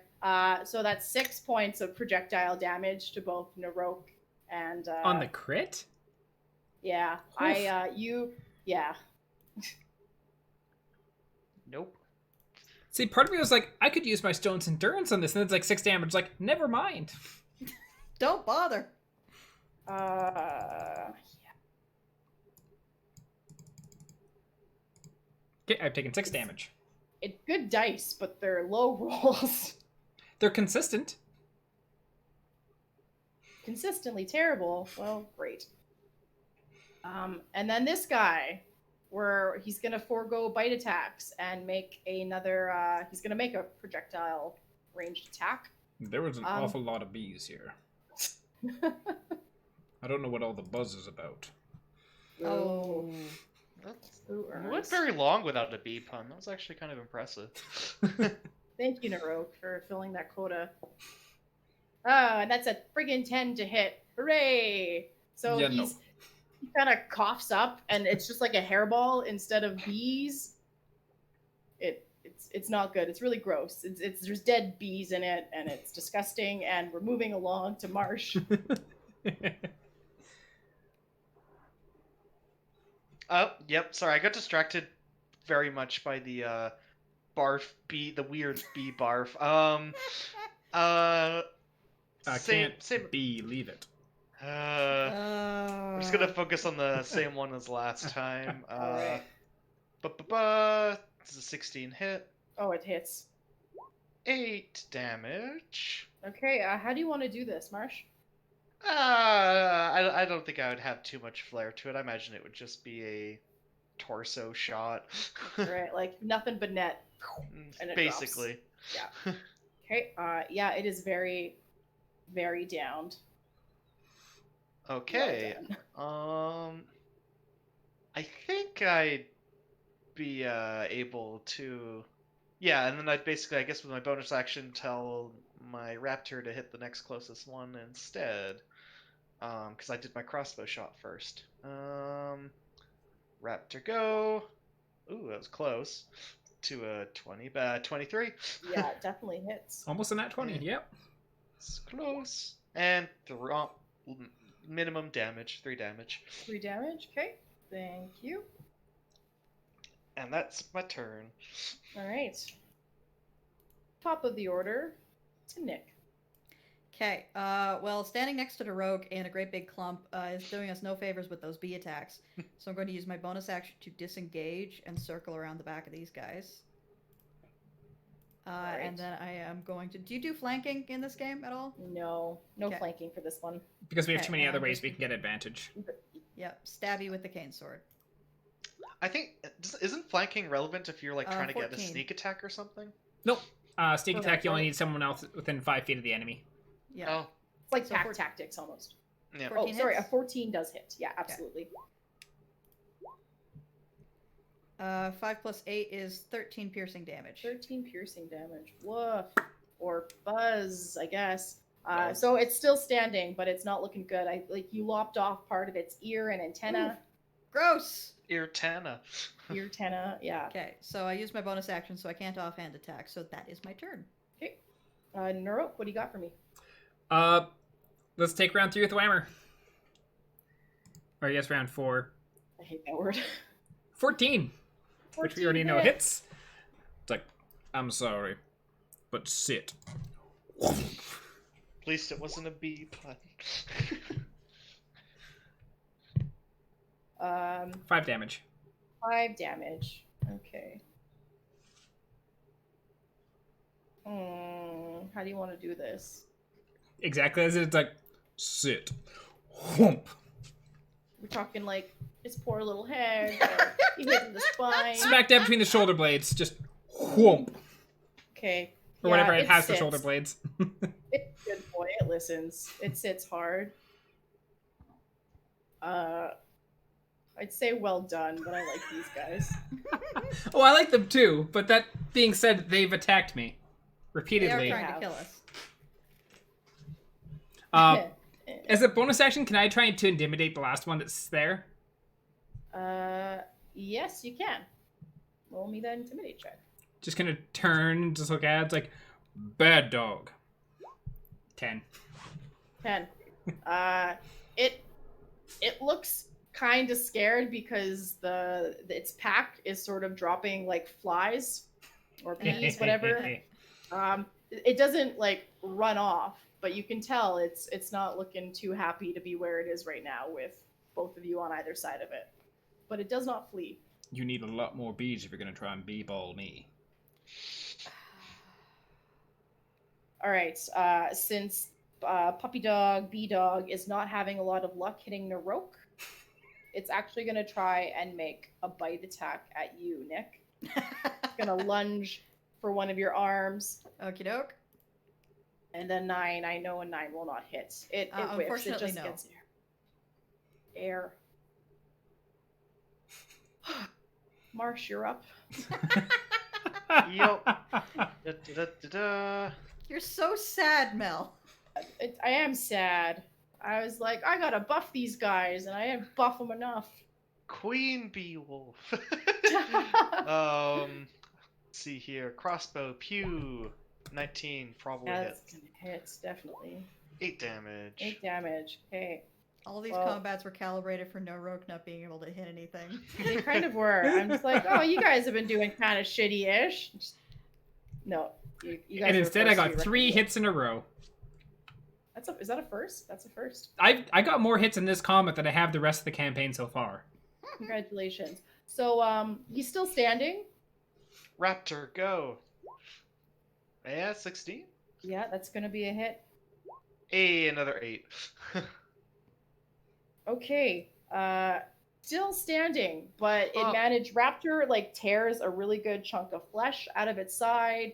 There's some like nasty black ichor kind of oozing out of it. It's just not a good time for anyone, really. Nobody's Anyone enjoying nearby. this. No one's enjoying this. Teriyaki, like, its bee bark is worse than its bite. So 'Cause they have not landed a Dominic. bite yet. No, they've not. Dominic, what you got for me, pal? I'm gonna try and put it out of its misery with the cane sword. So kind. 18. 18 hits,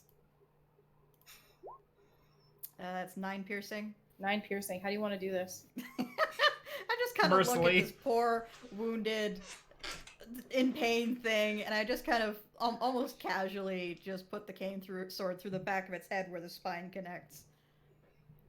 You are a gentleman and a scholar. Collapses gracefully with your cane sword through its neck spine. Well, that was depressing.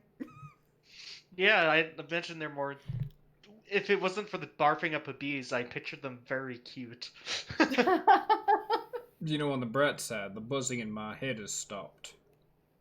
Has it? Yes, that's thank you, Naroke. The buzz that was kind of all aflutter about you has died down for some reason. Huh. Go figure. Well, now we know how to tell these things are around, if there's more.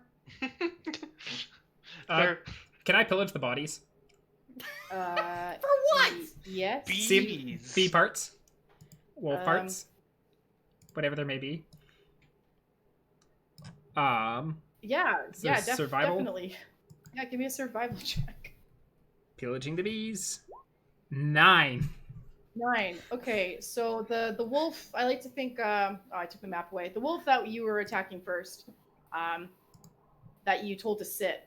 Yeah. You kind of squashed a lot of its front body, but its tail is in really good order, and you just went to grab it and went, ouch. And you've got a bunch of like pokey spines that you've now looted with your hands, embedded into your hands. They do have stingers! That is uncomfortable. And it's like plucking them out and... Yeah, not good pet animals, but you got some like quill spines if you like. how about how many quill spines did I get? You got big hands, right? Oh, yeah. Let's say you got like 20. 20. 10 in each hand. Yeah. Ouchies. And these were bumblewolves? These were bumblewolves. Spiffy. Your spines are various black and yellow, depending on where you happen to grab on the tail.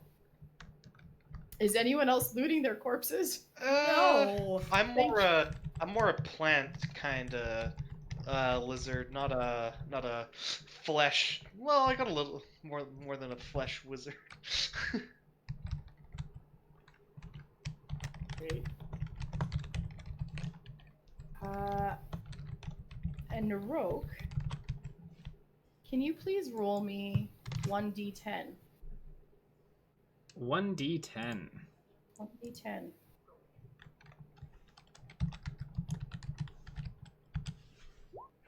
Eight. 8.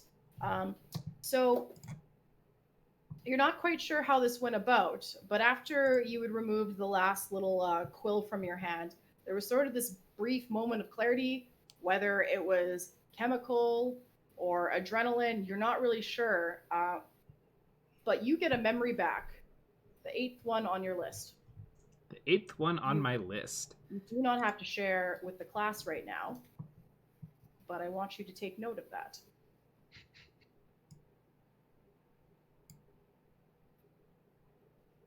So Naroke's just like standing there, just like, oh shit, I did forget about that. Did you forget about the bee wolves? No, not the bee wolf, just some kid. Oh, Some well, kid? At least it wasn't Not the bee mine. wolves. Well, that makes it Okay, better. I did have a mild concern. No. How many kids do you know? Do you hang out with kids? What? No, hired to find a kid. Huh. That's where I was going before I ordered the special. Maybe we should test if these sort of wolf bee needles can like make you remember memories. As I tried like grabbing one. Oh no, okay. You're welcome to jab yourself with needles. I'm gonna pass. Oh, okay. Yeah, nothing's kind of bridging the clouds of your mind there. You just get a little poke for your troubles. To your... Darn. Well, worth a shot. I just kind of throw it. Okay. Are you guys good to continue? Is there Yeah. anything you wanted to do here? No, I think I'm good to continue. All right. I already feel bad about killing these things. I don't think desecrating the bodies any further is gonna make me feel better. Okay, lovely. So as you progress further, the ruins that you could like faintly kind of make the outline of, the outer town ruins rather, they start to come better into view. The blight is still getting darker the further south you go. So even though it's about mid-afternoon, it's still feeling quite dark outside. Like it almost feels like it's getting into night, but you can still see. And if like you really squint hard, way further in the distance, there's maybe like a dark silhouette of a giant old city, but it's really hard to see through that thickness. And you are now finding yourselves maybe like 5 minutes from the outside of the crumbling small town you were to be sent to. Okay. There's So we've been traveling for about how long now? like just under half a day. Okay. We should probably hurry then. Because if we gotta get there and get to Triangular Red Doored House, we are not long on time. I don't want to try sleeping here. I don't think that's a good idea. I don't know. Beowulf fur might make a good pillow. Yeah, I wouldn't bet on that. No. Oh, okay. Also, we left most of them behind, and just kind of like pat where I put the quills, like most of them. Dare you to sleep on Behind. it? Okay, yeah, yeah, we could pick up the pace. We still have those backup potions, right? You do. Yeah. Very, very wise to talk her into that. I'm just remembering they exist more than anything. Yeah. Yeah, For sure. We're good for a full day on what we had, but we are kind of running low on time. Yeah, we need to motor. Yep. I don't want to see what happens here during the night. It's Yeah, Lost not gonna lie, I kind of do, but that is understandably not a wise decision. Okay. So, So you guys are just going to continue heading Yep. towards what looks like what would be the kind of main entrance. yeah, Naroke is going to stop slowing his pace to keep up with his allies and just go normal pace with his Alright. long strides. Are you guys going to try and keep up with him, or let him just sort of get a little bit ahead? You're I quite wish I close had to- Heelys so I could just kind of hold on. I Is a imagine I would- piggyback out of the question, or I don't know, how much do you weigh? not a whole lot compared to you? Well, yeah, but I also have a giant chest strapped to my Giant back. chest filled with things. could sit on the chest. That being said, I don't. Well, yeah, it mattered the weight of you and your gear as to whether I could carry you and keep moving normal pace. I don't think you could manage me and my gear, no. Okay, piggyback's out of the question. I will attempt to keep up with Naroke, mostly because I don't want to get left behind. I don't think it'll be too hard for me to catch up to Naroke. I'm only like a little bit shorter. Yeah, so you guys make it. You're probably like 100 feet away from the old like iron sort of pillars that act as like the place marker for the northern entrance of the town. And I want you guys to make me perception checks, please. Already. 22. Nope, not Warhammer. And Perception. 7. 7. Okay. So Nick, Dominic, you kind of quiet everyone down, hush hush, and you're listening. And for the most part, it's pretty devoid of life and sounds, other than that bumble wolf encounter. But you can faintly pick up like a low, distant moaning, like a chorus of moans. Can't So, quite discern where from. but it would be safe to assume that there are probably zombies nearby. Yeah. Yeah. Guys, we got zombies nearby. That's fun. I mean, are they going to be easier or harder than the bubble wolves? I'm just gonna like I pull don't out my think they hammer shoot and look at it. bees It's out like of their mouths. probably about the same. If the zombies do shoot bees out of their mouths, I'm fucking out of here though. Yeah, we can just call it a day. I'm just gonna leave. I'm out. It wasn't necromancy magic, it's just bee magic. So everything's a little bit No, bluish. yeah, it was a giant bee bomb that went off on the city. It was horrifying. Yeah, people didn't actually die. They just got very heavily beified. The potions are just to The make. most feared of the ancient warlords. They'll just drop a cartload of bees on your bitch. It was horrifying.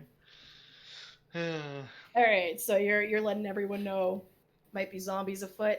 Is that going to change how you guys traverse through the Oh, outer hell no. town? You plan on so Naroke, you want to be efficient, not stealthy? We have one day, and I would argue in Nick favor does of not stealth, want to except that I've seen what happens when Naroke tries to be stealthy. So also not to I think- mention Nick wants to not sleep here. So yeah, we should. stealth Expediency and is probably quiet and slow is probably not our best bet. Also, I'm pretty sure that since the zombies probably can't breathe bees, they're probably going to be about as effective at hitting me as the wolves were biting me. Yeah, I'm gonna leave the zombie strategizing to you guys. I haven't quite. I don't think I've met a zombie before, though. I could be incorrect. How would you know?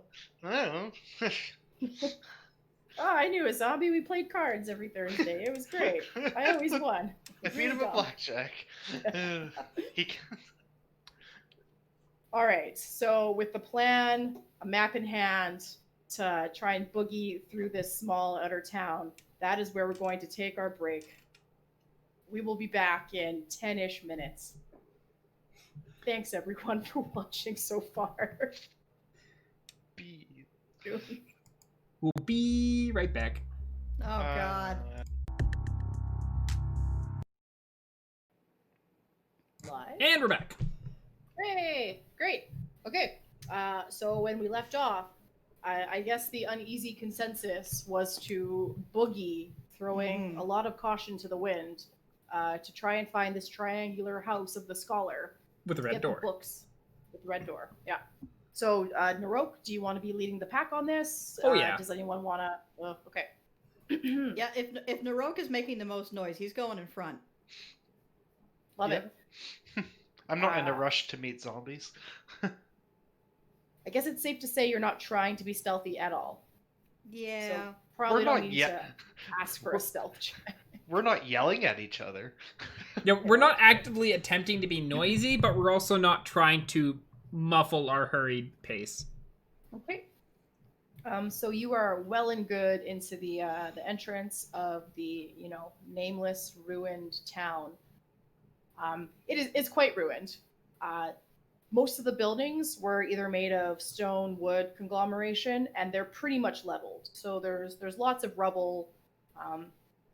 Some of it quite tall, up to 10 feet of like just piled walls on top of each other and stuff. A few buildings still sort of left standing in various states of crap. Are there any? Yeah. Are there any like large rocks like that big that I could find? How big? Not about that big. Like, you good? Oh yeah, definitely, for sure. Yeah, I'm gonna grab one of those and tuck it in my box. Okay. Yeah, there's rubble to be found all over the place. That's easy enough. So you have, I guess I'll make a piece of rubble to add to your inventory. Well, I can just add it myself on here. Perfect. Large rock to Naroke. Okay. I want to say navigation check, and I know that doesn't track. There's no such thing as that. That's not even in Pathfinder. Yeah, it just came out of nowhere. Yeah, it'd be probably survival check. Yeah, let's do a survival check, Naroke, since you're kind of leading the pack on this. Oh, that is a 13. That's a 13. Okay, so you're the one with the map. You've been kind of, glancing at it, trying to get your whereabouts, and you think you have a pretty good idea. So you're sauntering quite further into the town. Okay. And you're well and deep into it now. And there's in the middle of a town. There's like a weird 30-foot tall kind of stone wall. You would think it would be something that would be like on the outside to sort of encase the town, but it just looks to be dividing the town in half. And there are there are places where the wall is either open and it's sort of like an entryway. There are places where the walls collapse, and it looks like the house you need is on the other side of the wall. Can I see it from like any of the holes, or is it like based on the map somewhere on the other side of this wall? Probably somewhere on the other side of this wall. You're not sure exactly where your target is now, but on the map you can see this big thick line that you're kind of discerning to be this wall that you're seeing. Okay. Well, So we want to look for a gate or try and climb it? or we could just go through one of the holes. Yeah. I don't think that me climbing the wall is going to be the most advantageous. Then again, at your height, you could probably step over anything I'd have to climb. That is also fair. What was that earlier? Human ladder?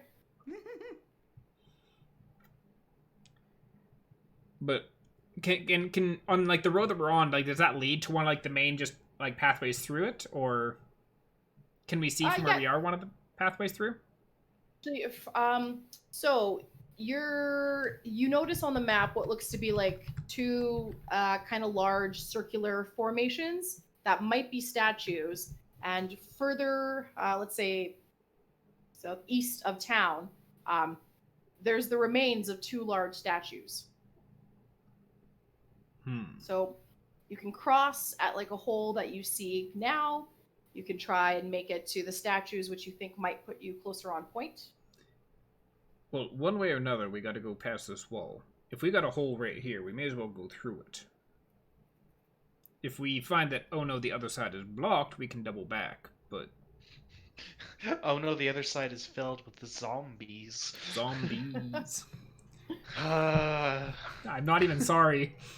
I didn't even think of that one.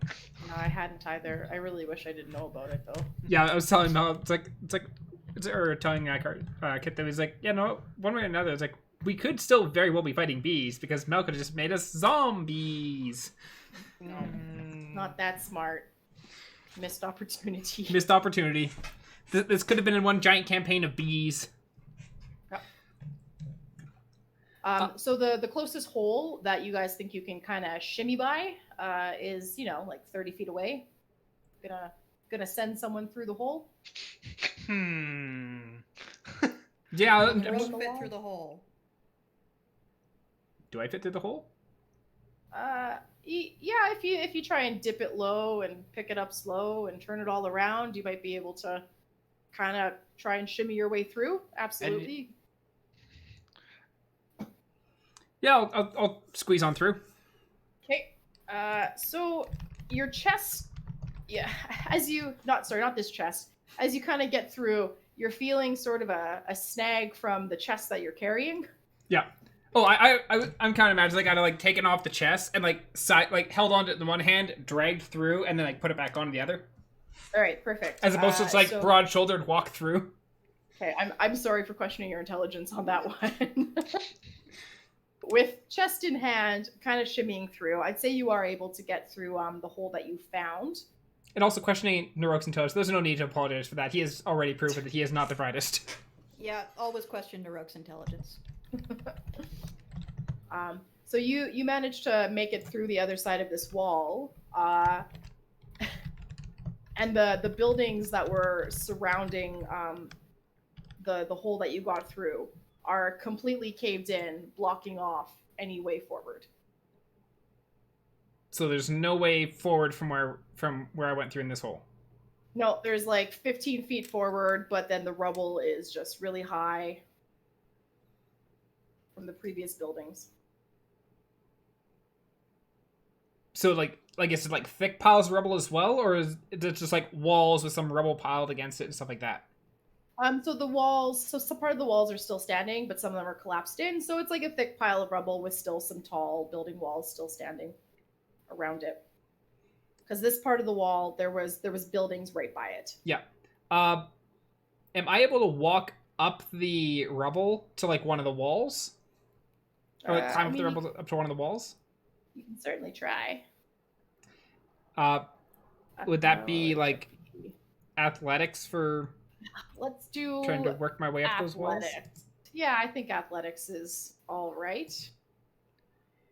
That is a 12. 12. Okay, so you managed to get pretty well up this wall of rubble before you kind of feel the rubble at your feet kind of shaking a little.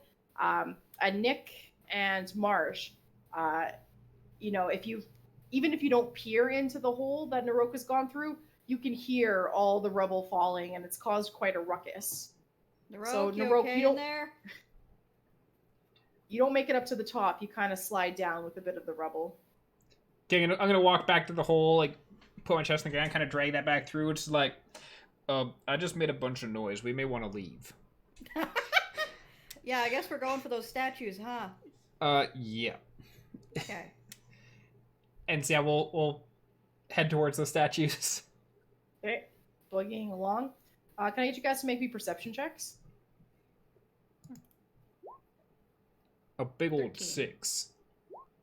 A big old 6, eh? 10. 6, 10. Oh, and Dominic, yours was 13. 13. Okay. I would say Nick and Marsh, you hear as you're getting closer to the statues, you can hear the moaning, like a loud choir of moaning from where you're coming from and to where you're going towards the statues. Yay! Zombies. Is it like getting any louder? Or is it just kind of like staying like the same kind of volume? I'm just trying to see with sound if it sounds like they're approaching us. It definitely is getting louder the closer you get to the statue. And I'd say when you see the first statue in front of you, you can see the walkway behind the statue into the street. So it's choir of moaning, correct? It's louder moaning. Louder moaning, no longer just the harmonious choir of zombies. So there's like a choir of zombies with from where singing? you had made the ruckus behind you, and loud moaning towards the statues where you're heading. Okay.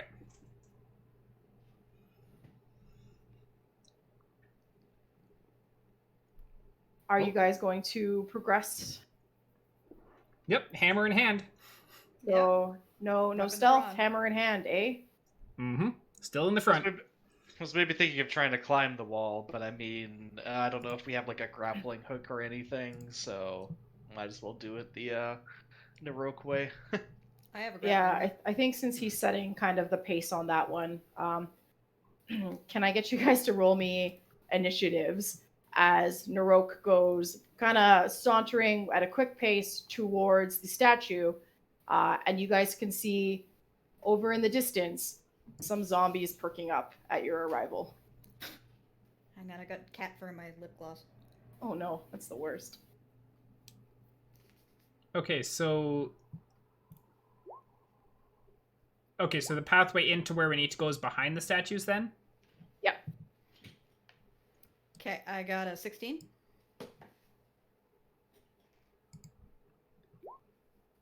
8. 8. Tom, what'd you have for me? 18. 18. Right. Never mind. I was like, I can't collect my character, but no, I was on the wrong tool. What's your? No, I still can't. I still cannot collect my character. Oh, Same. I can click on. I got my lizard. Yeah, I click on the lizard. Can't click on anyone else. all right. Let's set that to all players. Naroke, try Yep. moving yourself about now. Yeah, I can collect myself. I can now click Got Nick, it. Really got to work on that copy paste properly. All right. And I so got- I think. and I got Marsh. Okay. All right. Great. So I was gonna ask Marsh for your Dex modifier, but I actually think it doesn't matter. I'm sure you are more More dexterous dexterous than a than zombie. Yeah. zombies. Zombies rolled high. Zombies rolled real high. That bodes well for me. So you're by this kind of open courtyard with crumbling wall and buildings around, and two discernible roads heading further south, with a statue kind of before the wall on each road. And through the rubble, perking up at your arrival, are zombies, and you can see more zombies pooling from the far road here. And they have noticed you, and they are walking towards you. Are they walking quickly Yay. towards us? Or are they shambling? They're shambling with purpose. Okay. I wouldn't say they're very quick, but they've definitely noticed you, and yeah. Okay. They're not like 28 days later zombies. Okay. Or the Shadowlands zombies where just like head down and full out charge. Yeah, no, I wouldn't put you guys through that yet. And so top of the order is Marsh. Okie dokie. Okay, I'm going to just kind of, if I can move to this space, I'll just kind of like try to like set up by this piece of cover, and I'll just take a pot shot at a zombie. Are these like different zombies, like visibly different, or are they all kind of zombie? They're all kind of zombie. They look like they were just regular old people. They're covered in rags. Yep. Not armored. I will take a shot at the closest one then. Oh no, I closed my sheet. Also, do these walls provide us or them any cover? So yeah, this one will be with disadvantage if you're going to ping at these. Okay. I'll just shoot at. Here. I'll just shoot at the easiest to shoot one, which I assume would maybe be this one, or would that be disadvantage too? I'd say it'd sort of be disadvantage too, with the wall being where it is here. So this zombie is behind this wall, not necessarily like straddling on top of the rubble. Okay, yeah, you can still see them though. I will. I guess what I will do is I will move and then prepare to shoot as soon as they come out of the cover. If that's cool. Yeah, that's super cool. And then I will. Let's see here. What do I want to do with a lizard? I'll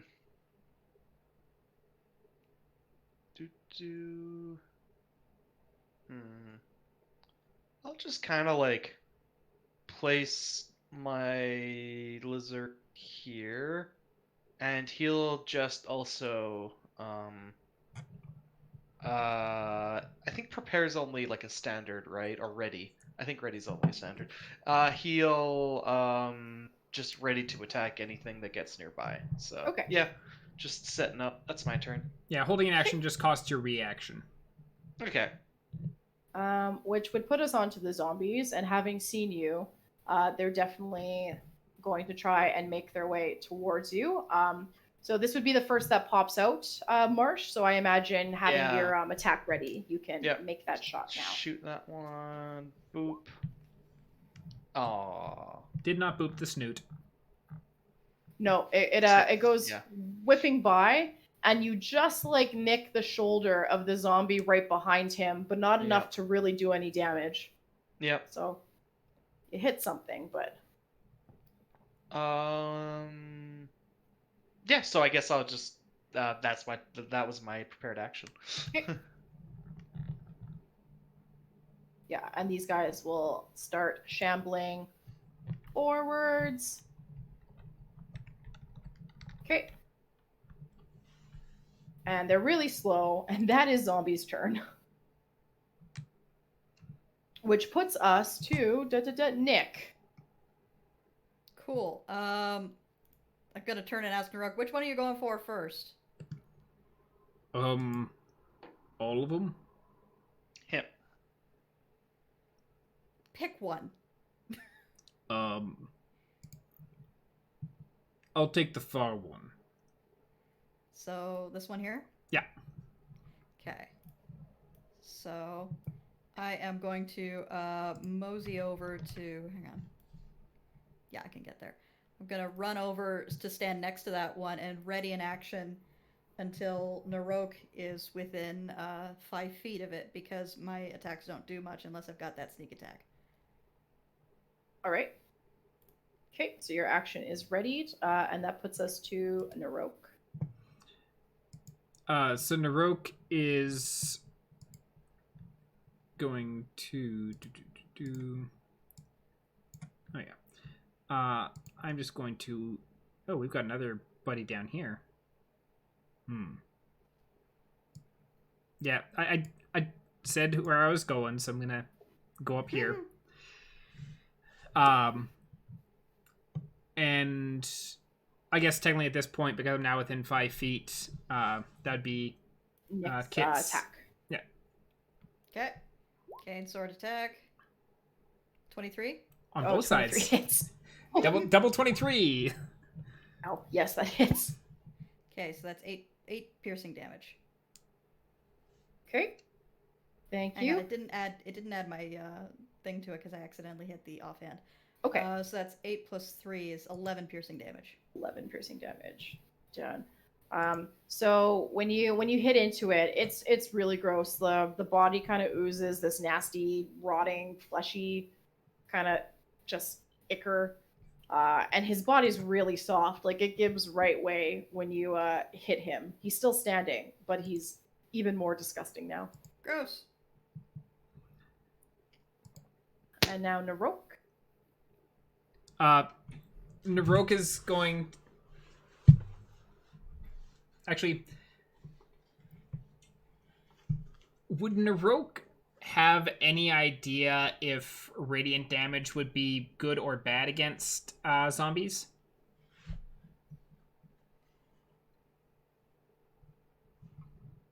You're a cleric-y. I think you would know enough that it's not bad against these denizens Okay. that you're up against. In that case, then Naroke is going. Yeah, he's gonna look at the zombie. It's especially after Nick had gotten a nice good cut and is all like oozy. It's like, oh, I do not want to get much of that on me. And just gonna like point at it, and I'm gonna cast Sacred Flame. All right, and that's radiant damage, isn't it? That is, it is. It requires to make a Dex saving throw. Dex saving throw. Oh, why you do this to me? Because I haven't cast a spell yet this game. Oh, is that a cantrip? Yes, it is. Ah, fiddlesticks. Okay. Yep. Sacred Flame. So it's a 1, not a crit fail. But that still does not meet my DC of 12. So it takes 1d8 radiant damage. So roll 1d8. 3 radiant damage. 3 radiant damage. This isn't like color spray. It doesn't make it look fabulous, right? No, So it is fire. Like holy fire basically falls down and. Okay, yeah, he's charred now on top of just oozy and rotted. It's quite disgusting. You're just making this better. So Or- now or it's worse. now it's oozing and burning. Yeah. Okay. And you're done? Yes, because that takes 1 action. Yep. Putting us on to Marsh. Let's see. I will. Oh, wrong one. Yeah, I will kind of scoot behind the statue. Boop. I will shoot. Yeah, I'll shoot just the one closest to me. So this one. So you're shooting through Nick and I? Melee? Does that incur a penalty? I don't think that does. It does? Yep. Yeah, I think you need a feat to be able to fire into melee combat. Well, you can. It's just, I think... Because we Sorry, yeah, discussed you it at the can. beginning. Get a cover bonus from the fact that we're there. Yeah. Sorry, a feat lets you do it without any penalties. Okay, I will just shoot this one then. Boop. That's another 6, so probably not. 6 will not hit. Okay. Glad you didn't shoot that into us. And I will just order my lizard to actually hit the guy I was originally trying to hit, which is this one. So, da-dum. Add to the wall so they can't get to you. Basically, 21. I think that probably hits. Oh, it sure does. And max 10 damage. Damage. That's awesome for you. Okay. And, Right on, Raptor. I think. Oh, I was also going to mention. I think my raptor is probably also going to and make sure I get the right one. Is probably going to give disadvantage to the two zombies that are next to it if they try to attack something that isn't the raptor. So just a heads up. Okay, great. That is no. That's a bonus action for the. It's That's awesome. it's a reaction that the Artificer construct has. Oh, okay. So it has it can use that reaction once, and then that's it. Yeah. Okay. Only does it once. Okay. Okay, right on. So zombies are going to encroach on you guys more. At least this one's gonna walk up. You're gonna have more zombies coming up to you, and the moaning is obviously getting more louder and aggressive because combat has happened. But we're you get a sense that the zombies that you see now aren't the only ones in the area. Gasp. So Fact. Buddy Boy here gonna take a swing at the raptor. Sorry, Raptor. Don't worry, he'll actually probably do fine. He's pretty sturdy. Okay. 21 to hit. Okay, he's not that sturdy. Where did I put this It'll be guy's health? fine. There's its health. All right, so it's going to take 7 bludgeoning damage as the zombie goes to make this like upper-handed slam onto your poor little raptor. Okay. Let's see here. Yeah. And so Buddy Boy here is going to make an attack, a slam attack at Naroke, but that'll be with disadvantage. Curse you, Raptor. Yay. So it's a 14 to hit, and it's going to miss. Mm-hmm. And same thing with this zombie here, going to try and make a slam at Naroke, unfortunately with disadvantage. Oh, no, That's for the... it does not have disadvantage because the disadvantage only applied once. Oh, okay. Yep. Perfect. 19 to hit. 19 does hit. Yay. Just feel these and fleshy hands go splack. Yeah, it's actually splack is very accurate. So it goes to kind of like bitch slap you with its disgusting zombie hand. And on impact, it gets a solid hit on you, but it's really wet and gross, and it does 3 bludgeoning damage. And it's his hand just gross. sprays open. Ugh. Freaking nasty. I think I that don't did think more I damage to think my another of my appetite. I think another of my outfits is not going to survive this fight. Forgot about that. I think that zombie did more damage to my appetite than it did to me. Yeah, that's fair. Oh, good, So more. well, you know, zombies, they travel in packs. And question, Yes. straight north of us past this, or past the, wall, like, are either of these doors red door? No, you didn't notice a red door there. Okay. Can I... Oh, I guess I can't see from where I'm standing. Okay, Spiffy. Okay, zombies, remaining zombies going to move. And Marsh, we are back onto you. Okie dokie. Let's see here. The raptor is gonna attack the one south of it. So it's gonna give. Oh wait, no, I'm gonna need to do Marsh's turn first. What do I want to do for you? Could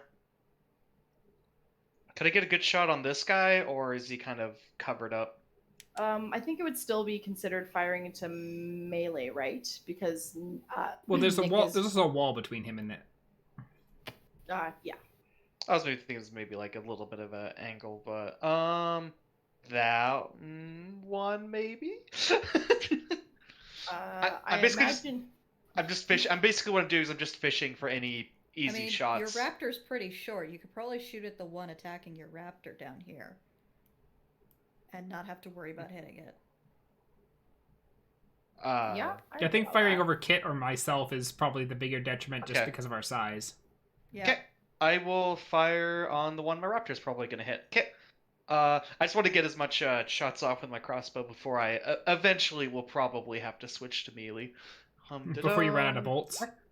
Another 6. If nothing else, you're consistent. Yep, and I order my raptor to attack. 7. You're gonna miss. That nat 20 on the other definitely- side, though. My apologies earlier. It's actually Nick's turn now, so we're gonna jump straight to Nick. I was wondering. It's been a while. Okay, Yeah, I haven't was seen that I was cane gonna sword in a while. Yeah, was there's gonna like shuffle zombies over, and then but Nick then I and saw then me. I was gonna shuffle over, but then I saw a shit ton more zombies coming from that direction, so I'm gonna stay where I am and stab the one in front of Naroke. It's a 22. Oh, definitely gonna hit. Okay, with sneak attack, that is 9 piercing damage. 9 piercing damage. Holy crap. And then the offhand. That's a 9. Yeah. Wow. How do you want to do this? No, that's not a 9 damage, that's a 9 to hit. Oh, 9 to hit. Sorry. Or did the It 9 does damage not hit. initially... Did the 9 damage Nope. initially kill it? No, I thought there was another 9 on top. Oh, okay. Sorry, 9 to hit. That's gonna miss its AC. One day I will hit with both attacks, and that day will be glorious. Well, the flaming Bernie thing did not work as well as I was hoping.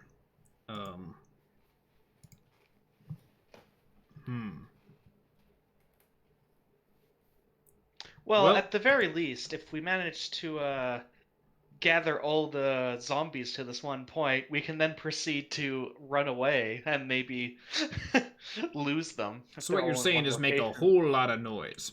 Got it. And Warhammer's bringing that straight down on the zombie's head. Bring down the whammer. That is an 8. That is not going to hit. So much like the Bumblewolf, you hit hard, but not the zombie, the ground. Just shatter one of the blocks of rubble. Just like, Yeah. You're next. Without missing a beat. That is Naroke's turn. All right. So I think since I accidentally gave Marsh an extra turn, You go straight to we're the gonna- zombies. yeah. Yeah, my lizard, my raptor's reactions back up. So same thing. He'll incur disadvantage on the first attack. He can incur disadvantage on. Okay. And that's this zombie right here. Yep, if he's not attacking the raptor, then Okay. yep. Perfect. Well, it's a good thing he's dumb. Okay. So Buddy Boy down here taking a big old meaty gross swing at your raptor. 17 to hit. These are some hitty zombies. Yeah, that hits. Really hitty zombies. I really wish I had this with the Bumblewolves. Oh, frig. And that's 3 points of bludgeoning damage to your raptor. Yay. Bad boy right here, Naroke. You're gonna try and get bitch slapped again by a zombie. So this one gets disadvantage. Yeah, that's a 2. Yeah, that's gonna miss. Yeah, real hard. And then same thing here. He's gonna try and do a good old slam on your body. And that's a 4. So it's even worse. Just like swings its Okay. hand out, just like grabs. It's like, no, no more. I don't need no more mess on my armor. And so remaining zombies are going to jeez. move up. Oh, it's fine. We have a wall. Yeah, but the wall is made up of, like, 66% of this wall is a lizard and a twink. Well, you're not wrong. He's a big lizard.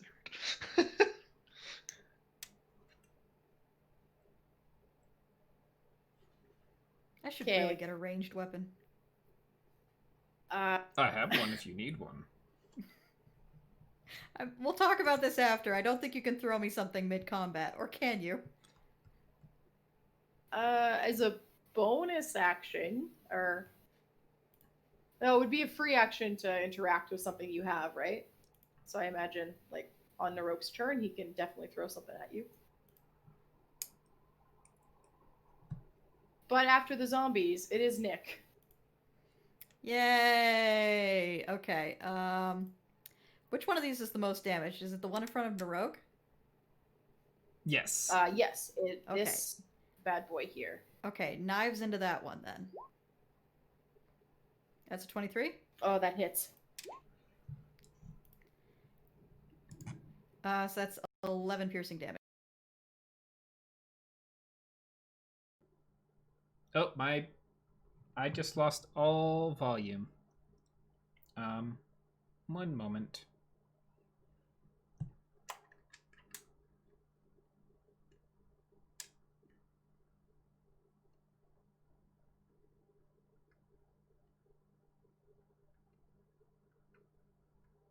Hello,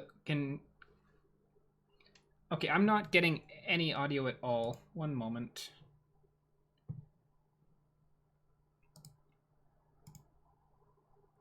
What in the heck?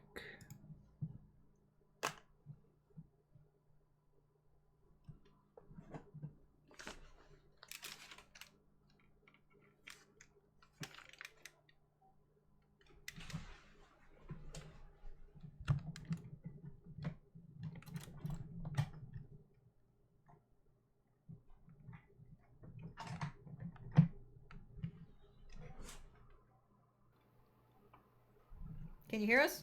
Ah, we have sound back. Yay! Oh, shoot. Didn't realize we lost sound. Sorry about that. Could you guys not hear me saying that I have lost sound? No. No. Well, obvious. I was like, I have lost all audio. We were And just that's- ignoring you. Yeah, we could hear. Rude ass Chuck. Well, you came back just in time for your turn. One Okay, so- zombie has been felled, Okay, so beheaded, armed. okay, sweet deal. So Nick, had you said that you wanted to arrange weapon? No, not yet. Okay. How stupid is Naroke? Okay, he got a nat 20 on that, so that's not bad. It's really good. Yeah. Naroke is basically gonna be like, all right, I think we've got enough zombies this way. Let's start back and past the statue. And also, how big is the statue? It's like at the base, you're like 8 feet wide. So And- it's a hefty statue. Hefty statue, and how thick are the legs? How thick are the legs? Like, I'm assuming the statue has fantastic legs. question. Yes, they are. It's a good reference that I have.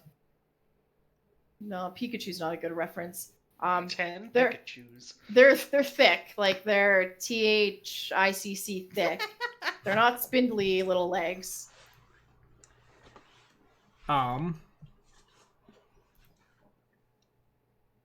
I think I know what you're going for. Actually, I don't even want to presume what goes through your head, so probably not. Yeah, I'm gonna basically. Yep, I think it's time for us to start moving past the statue. Choke point and all that. So, you start heading that way, and I will follow. And so I am going to. That would provoke an attack of opportunity if I move up one.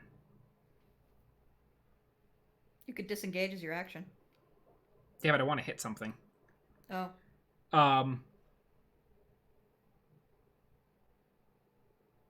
And what? In for a penny, in for a pound.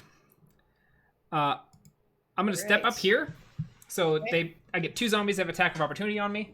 You sure do, but you don't seem the least bit concerned. Not even considering remotely. what they are.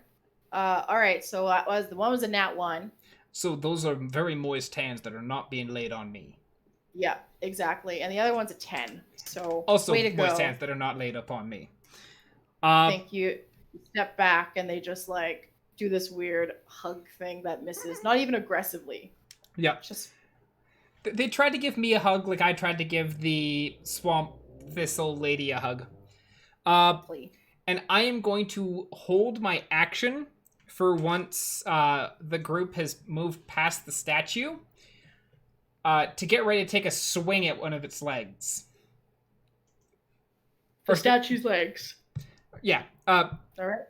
Specifically, I guess technically, like what I'm wanting to do is like once the group moves away from this spot where Marsh is currently standing, I want to step there and take a swing at its leg.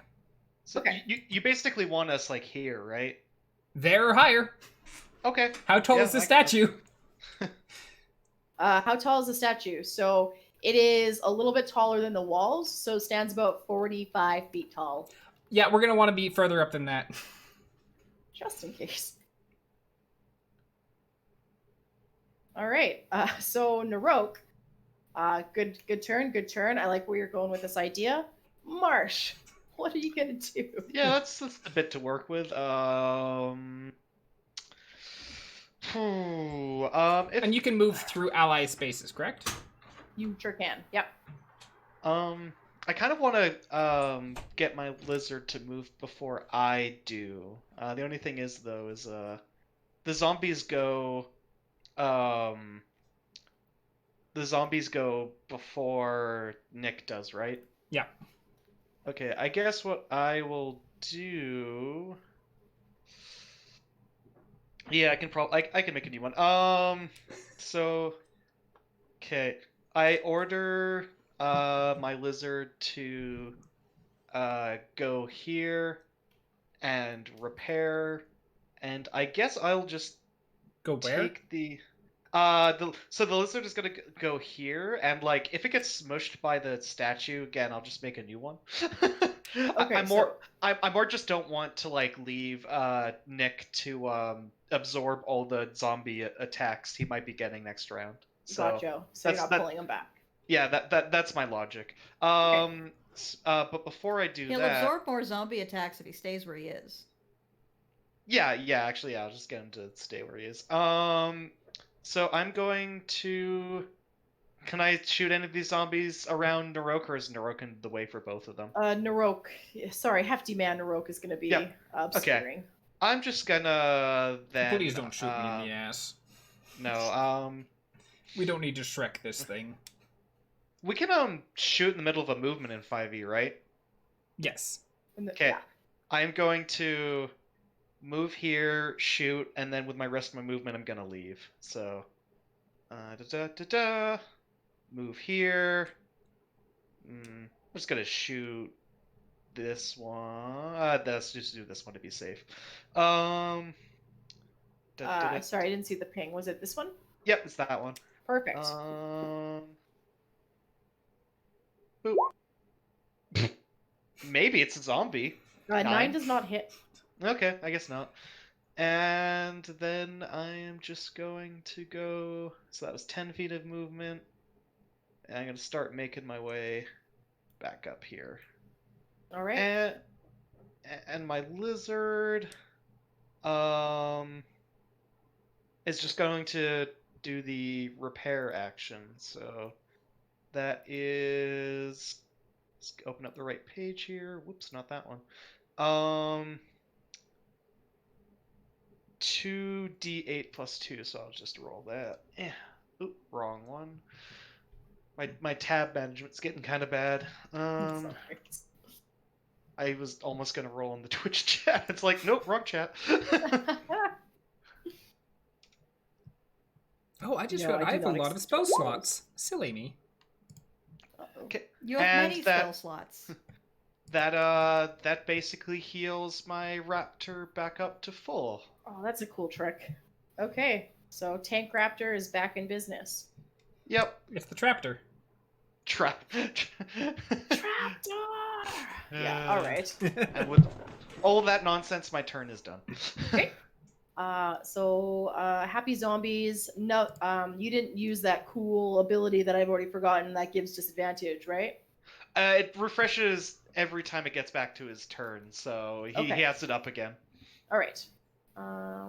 And was it this one that had the? It's any one that attacks someone that's not the raptor. Oh, okay. So I guess all right. That's also within 5 feet of the raptor. It's kind of weird, but Gotcha. Okay, so this guy by Naroke won't have it. I understood. unless he moves here or He here. moves there. Okay.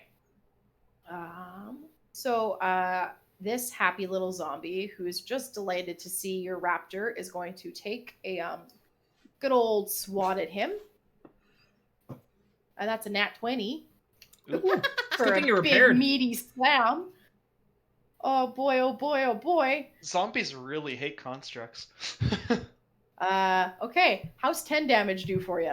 It basically just gets my raptor to back to where it was before it healed, so it's not Okay. awful.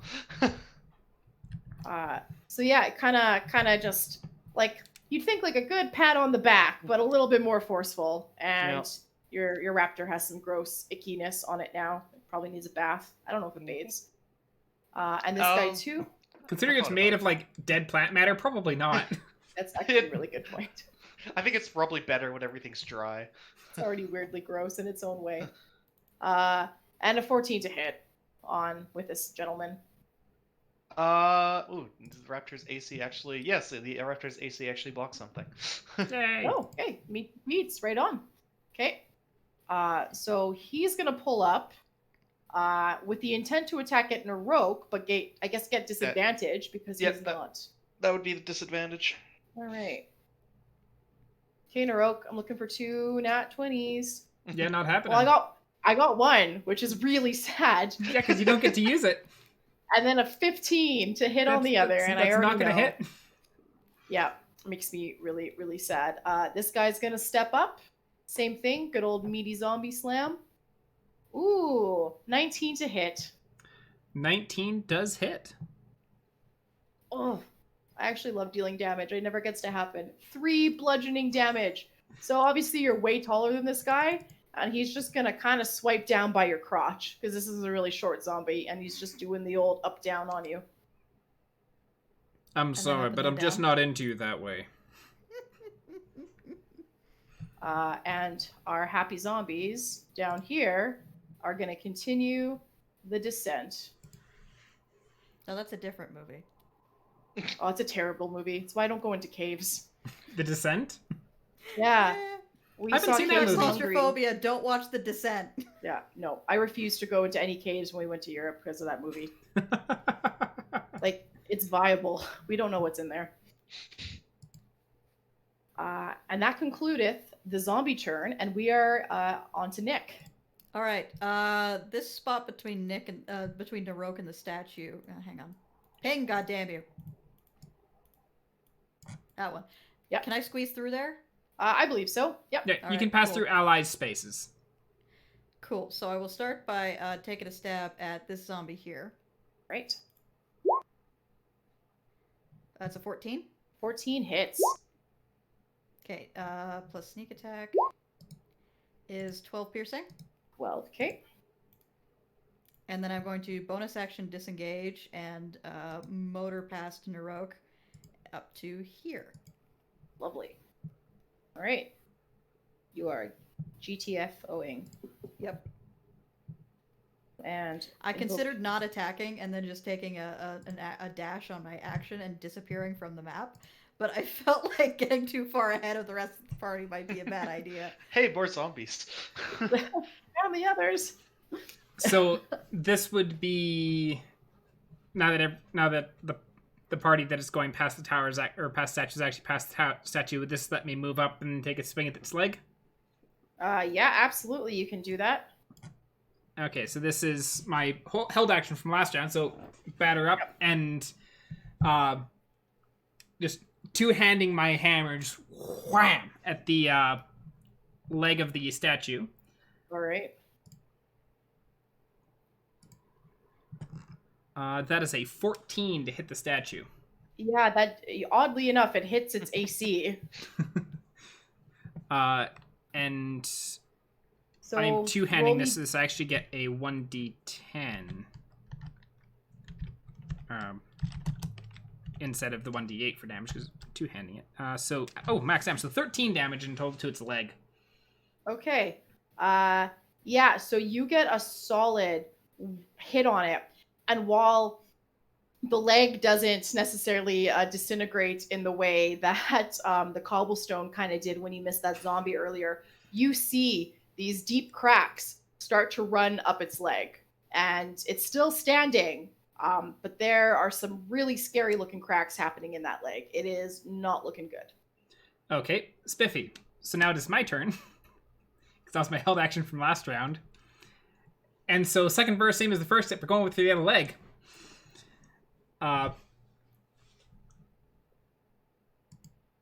So let's Warhammer that again. Damn, that's only a 10. A 10 hits the statue. It's an inanimate object. Oh, Yeah, it can't really dodge. This is when the statue was a construct all this time. all along, just waiting for you guys.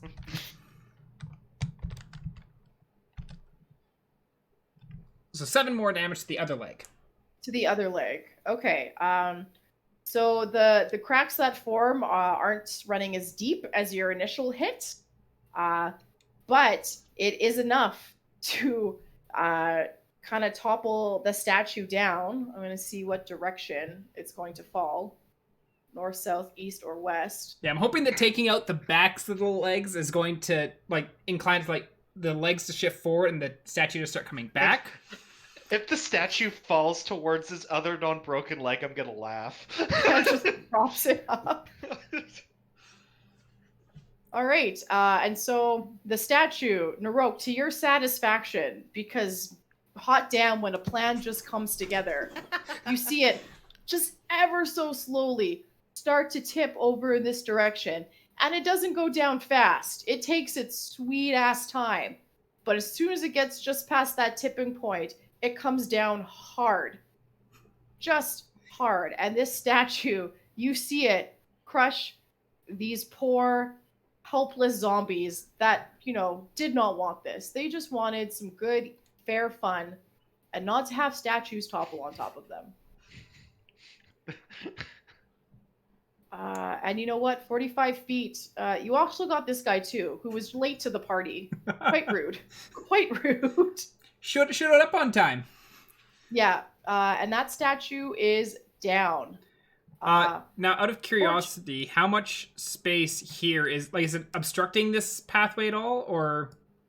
A little bit. I picture part of its leg that didn't disintegrate is sort of shin height when it's all said and done and toppled. So it'd be inconvenient for the zombie to get over it, at least. Definitely. Spiffy. Well, tower's down. Let's go. And I'm gonna look and see that raptor's still alive. It's just you may want to bring your pet. Oh, he'll come with. And with Naroke's movement, gonna start heading north. Heading north. I guess further south, but Or I didn't south. put the directions on there. My bad. North of the map. Yeah. Okay. So Marsh. Well, I can order my raptor to disengage with a bonus action, so I will do that. And it seems like we're just leaving, so Yeah, we're doing a leave. I guess I will just whoop, and then it's my raptor's turn, and my raptor's got 40 feet base speed, so yeah, okay. he can disengage friggin' over here at least, maybe probably more. The way I figure it, we already made a bunch of noise to lure a bunch of the zombies there, and then dropping a statue on them would have absolutely made a lot more noise. There's probably going to be a bunch more zombies there, which means they're probably not going to be as much up where we're going. I'm At least fine. that's not, the hope. I'm fine not staying and fighting more of these. Yeah, it's a good call when you're not going with the sneaky route. Yeah, like, plus also, fuck it, we don't get XP. No, if we got XP, then it'd be like, okay, I will hunker down here, and then everyone stands behind me, and I'm just going to like crouch down and shield wall, and everyone else just fires over top of me. Yeah, we just farm zombies at that point. Oh, that's so smart. Why didn't the zombies think of that? Yeah, We're gonna hunker down. Yeah, so we are moseying up, and at least the statue is mostly obstructing their following, I'm guessing. Yeah, considering how slow they are, and I'm going to assume that you guys are well off the screen now, since you're just getting the good old hell out of there. Yep, as you progress further south into the city, the angry, dying cries of the zombies that remain are slowly getting drowned out. Now, do you want to find a place to like tuck in and hide, or are you just trying to read the map while you're huffing as quickly as you can? Can I roll another survival? Like, take a look at the map, figure roughly where we are, and like do a survival check to see where roughly we need to get to. Absolutely, you can. So survival to see nat 20 on that survival check. Nat 20. Oh yeah, wouldn't you know?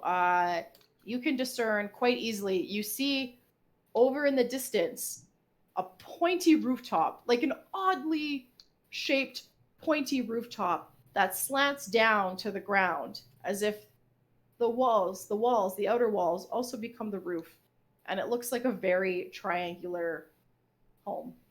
So it's an A-frame. Yep. Well, I know where we're going. Let's go there. We can nap when we get there. Or Sure. not. I don't care. want to sleep here. That's fair. But as we're going, I'm just going to pat myself on the chest, and I'm going to use Cure Wounds. So that is 1d8 plus 2 healing. Hey, if you're doing healing, I am like 6 hit points down. Ooh. So that I get 10 hit. Oh, nice, max. That's really good. Uh, Is that a cantrip for you? No, that is not. So I am going to be rolling for that. Good old wild surge. Yep. Fingers crossed.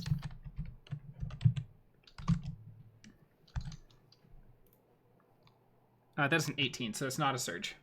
Nope, the magic flows as it is meant to. Also, I kind of chuckle with Kip. He's like, I'm like 6 health down. It's just like I had 11 out of 28 health. Yeah, I know. I'm just being a princess about it. I'm at 17 out of 23. I'm fine. But as we're going, I do kind of elbow Naroke and say, hey, you got a hand crossbow in that box of yours? Most certainly. And I'll reach back. Actually, hand crossbow? Or a light crossbow? I have a heavy crossbow. No, how about a short bow? Don't got a short bow. I have a light crossbow. Just like spare, because I know you're using a heavy crossbow, right? Yeah, I kind of moved to the heavy when I realized it's like, oh wait, why am I using a light when I could use a heavy? So yeah, I can lend you the light one. Awesome, thank you. And in that case, I will hand you 10 crossbow bolts. Neat. Just that way you're not having to dip into Marsh's stash of crossbow bolts. I think I bought like 100 when I started. I guess I'm going to run out eventually. Fair enough. A nice party, like just sharing and playing nicely. It really stems from the fact I bought too many weapons than I need. And that Naroke is like a walking armory. That I am. Massive chest. Okay. Are you guys happy to move on? Or Yeah, do you want to... we are hoofing it to the pyramid house, the triangular house. And since you see it in the distance, really easy to get to. And the closer you get to it, moans are kind of dying out. The statue is a really good trick there to try and thwart them. And the first thing you notice when you get to this house, other than, its slanty, triangular nature and bright red door, is that it looks oddly intact compared to the rest of the homes and buildings around it. That's not strange. Do I have that? No, I do not. So the house looks strangely intact. Yeah, like it still looks old and not like shiny and new. But most of the roofs around you are quite caved in and walls are crumbled and it like nothing really looks good. But this house looks surprisingly well maintained. Maintain's the wrong word, but it's In better sitting condition pretty. than everything else that exploded. Yeah. Also, Terry's like, no one really remembers if they hated each. Like, yeah, no one really remembers if they hated each other or even knew each other. Like, yeah, as far as Naroke's concerned, it's like, when it comes to survival, pass around this stuff if you need to. Yep. Selfishness isn't gonna keep us alive. So since the house is in fairly good condition, or at least better condition, Naroke's just gonna walk up and knock on the door. All right. I like that. Evil. I love that Mel's just like baffled expression. It's like, wait, what? Didn't expect Evil it. witch answers the door. Haha. I was me all along for some reason. I got here before you. All right. That's fine. So, are we doing like a shave and a haircut kind of knock? What's your knock style? Yeah. Okay. Cool. And then you listen. No one answers. The door remains closed. I like your gumption though to be polite. Then I'm going to pull out my skeleton key. Is there like a lock on the door at all? There is a lock on the door indeed. Yeah. Gonna put the key into the lock, turn the key. Does the key turn at all, or? So the key goes in because it's a little bit smaller than the hole. So it's a little bit loose in there. It fits, but it fits in the hole. But it fits in the hole. It does not turn. Okay, I'm gonna try and turn it away a little bit, pull it back out, stick it in my pocket, grab the door, and give it a good oomph as I shove it open. Oh, for the love of God, I can pick locks! So you give it. I guess roll me a strength check. We might need that door later. Strength check. Strength. 10. Perfectly average. 10. Right. Yeah. So you get a good thwomp on the door, but it resists as a locked door might, and it does not open. It I might be think the door quieter might be- and more efficient if I picked the lock on that door. Yeah, I think the door's magical. My skeleton key didn't work. It must be. Let me give it a shot. It's I'm not gonna try skeleton and pick the keys lock on the door. Yeah, give me that thieves' tools. It's a 13. That's a 13. Okay, it's not as quick as that first door that you managed to get into. But there's nothing too nefarious about this door. It takes just a little bit of time, and you feel those tumblers slip right into place, and you can open the door. While we're lock picking, I'm just gonna spend this time to just kind of get my raptor back to full health with a couple of mending cantrips. Absolutely. Okay. So no surge, no magic surge for cantrips. Okay, I am going to very gently open the door, trying to make sure I don't set off any tripwires as I'm doing so, or any weird trap shit. Okay. Do you have anything like trap sense as a rogue? I should have. I have perception and investigation, and that's sort of what serves as that in 5th. Okay. Groovy. Nope. Yeah. Head on in. It's dark inside. No lights are on. But nothing nefarious is kind of sending off any sort of senses in you can't see anything, hear anything. Okay, I gesture to the big guy and say, "After you." Well, certainly. And gonna walk past, like, duck under the door as I walk in, because I'm assuming it's probably standard door height. It is standard door height, yes. So duck under the door as I walk in, and gonna pull up my lantern and shine it around the room. What can I see? All right. So in the center of this house, there's a big old table just overflowing with books. The walls of the room, bookshelves filled with books, like books everywhere. It almost looks like a tiny little library. Can I get all of you to roll me perception checks when you're inside? Absolutely. That's a 13. 18. 21. Oh, With a nat geez. 1 on the other side. Okay, I'm actually quite surprised. All right, so you can all see this with your awesome eyes. Tons of books that remain, but they're pretty much in awful condition. Like if you were to pick them up and try and flip through, a lot of them just crumble. But what you all notice as you're coming in is it looks like this house was recently disturbed. So there's dust that is settled, and there are large footprints on the dusty floor. The tables and shelves appear to have been not like wiped clean, but some of the dust has been wiped and disturbed. Looking at the footprints, how big are they? Oh, that's a good question. I'd say like a It's like a half-orc boy? 14? Size 14. Like an orc boy footprint? Yeah, seems pretty close. Yeah, maybe. Would I I don't be able know. to survival check to see approximate foot size? Like take Oh, my yeah, you foot, put it could. beside it, and compare. That's an 18. That's an 18. You know what?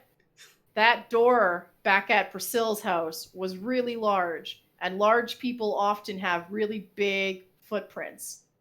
So a large person was here. Maybe even an orc. I think our orc boy was here. Do you think he might still be alive, or is he maybe one of the weird What corpses was orc boy's name again? Zolthu. Like 99% sure on outside? that. You don't sound. I know. entirely That was sure. weirdly. Yeah, it's Zolthu. I don't know why I said it that way. It's Zolthu. Zalthu. Do the footprints... Is there a set of footprints that leave the house? Yeah, it's a little hard to discern because 3 new sets have come in on top of it. But it sort of looks like there's some footprints that are heading out. Well, the footprints come in, and the footprints go out. So, if he's alive, he's not here. Do you think he might have the book? Well, that we were not sent after a specific book. And, Marsh, if I'm not mistaken, you have a bag that can hold a lot of things, right? Yeah, it's got some space in it if we need to start putting in a library in there, I guess. How about we start putting in a library, because our employer, as it were, wanted books. Didn't care what books, but she wanted books.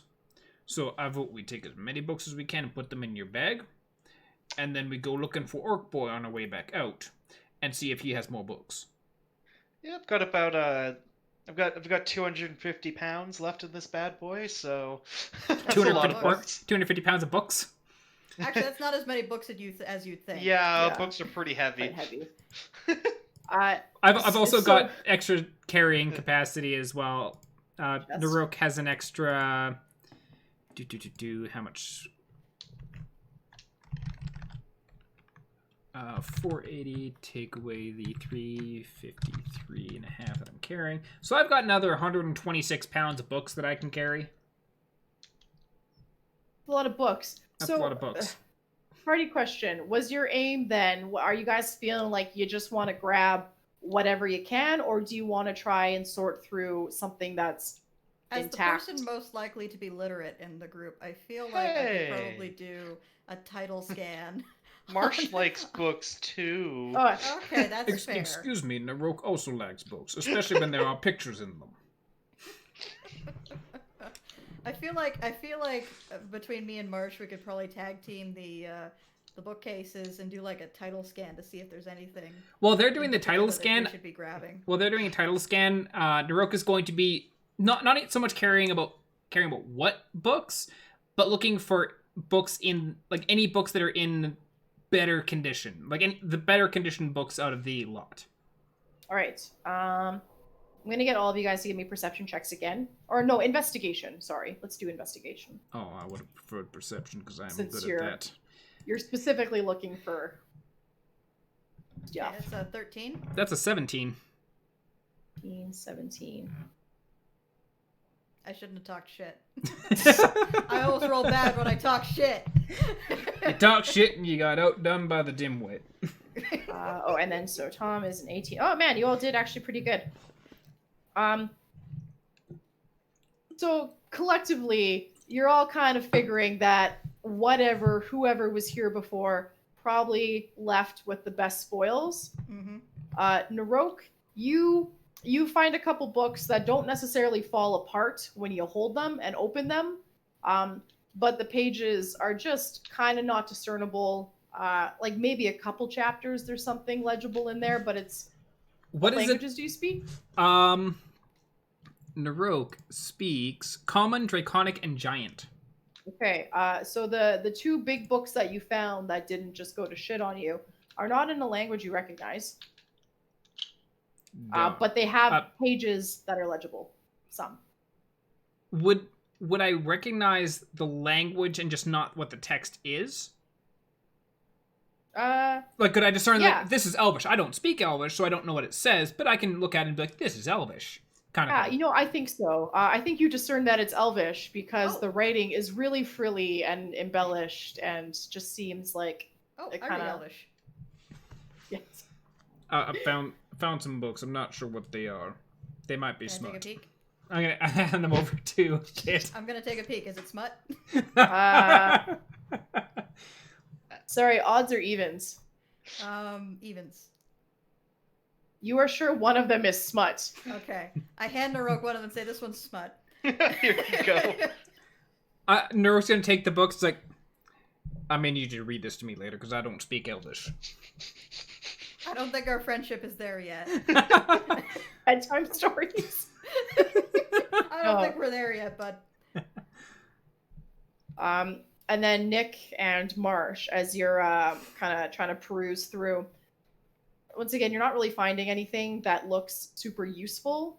But Marsh, you notice there's a really beautiful picture frame tilted on the wall that is like pretty well intact. Well, I'll get you've definitely piqued my interest, so I'll go and take a closer look. It's a picture of like a giant kraken laying siege to like a boat at sea in a mighty storm. If it fees, you said it's in a picture frame, so it might be able to fit into my bag. Yeah, it's about, let's say 4 feet wide. Yeah. I don't think that'll fit in the mouth of the bag. Yeah, is that its shortest dimension? 4 feet by 3 feet. As Marsh is kind of looking at it, like Marsh's gonna kind of look over and take a look. It's like walk up, it's like that doesn't look right, and just straighten the painting on the wall. Straighten the painting. Oh, yep. Right. The painting's now straight on the wall. That is a mighty fine painting. And then Naroke's gonna go back to books. I'm gonna wander over and be like, why are we all looking at hentai? Marsh is, it's just I don't know, it's a cool picture. It's 1 foot too large to fit into my bag of holding, though. Maybe I'll just take it with me. I'm a little intrigued. Can I check behind to see if there's anything hidden behind the painting? Yeah. Marsh, are you going to take it down first, or do you think Nick would get to it? I'll take it down first. Cool. I know. The way I worded that made it sound really terrible. So you managed to get the painting down. It was just like carefully wire strung across it, hung on a nail. It comes down, and behind the painting is a small locked like wooden door inset into the wall. Joke's on you, door. I've got the painting. I love hidden wall safes. I think so. Hidden wall safe have a lock on it. It does. Is it a like crack with the pick lock or dial lock? Would they have dial locks? It's not a dial lock. It's a pick lock. Sorry, what was that, Nick? I don't get to safe crack today. Okay, no. Can I take my thieves' tools to it? You sure can. And sorry, Marsh, did you mention something? Oh, I was gonna say, it won't fit in my bag of holding, but I think this painting can fit in my backpack. So. Can it though? Can it though? 3 by 4 feet. You can also hold it. That's the size of a small child. Okay, while you're picking the lock, I'm gonna find a way to tie this to my backpack. Cut it out of the frame and roll it up. Supposed to be Oh, reframed. I forgot you could do that with paintings. Okay, I'll do that while you're lock picking. Do you need a knife? Oh no, I got plenty. Sidebar, Nick doesn't remember, but he has almost definitely stolen art in the past. You can give him points. Does this get refresh anyone's That's an 18 on the thieves' tools. Oh yeah, it's actually the lock. When you go to pick it, it springs open, and you think it's not because of your immaculate lock picking skills. Pardon me, but the lock is just so crummy that it kind of just breaks. That's and you're hardly like, worth it at this point. and you get that little wooden locked door open, and there's quite a few things inside.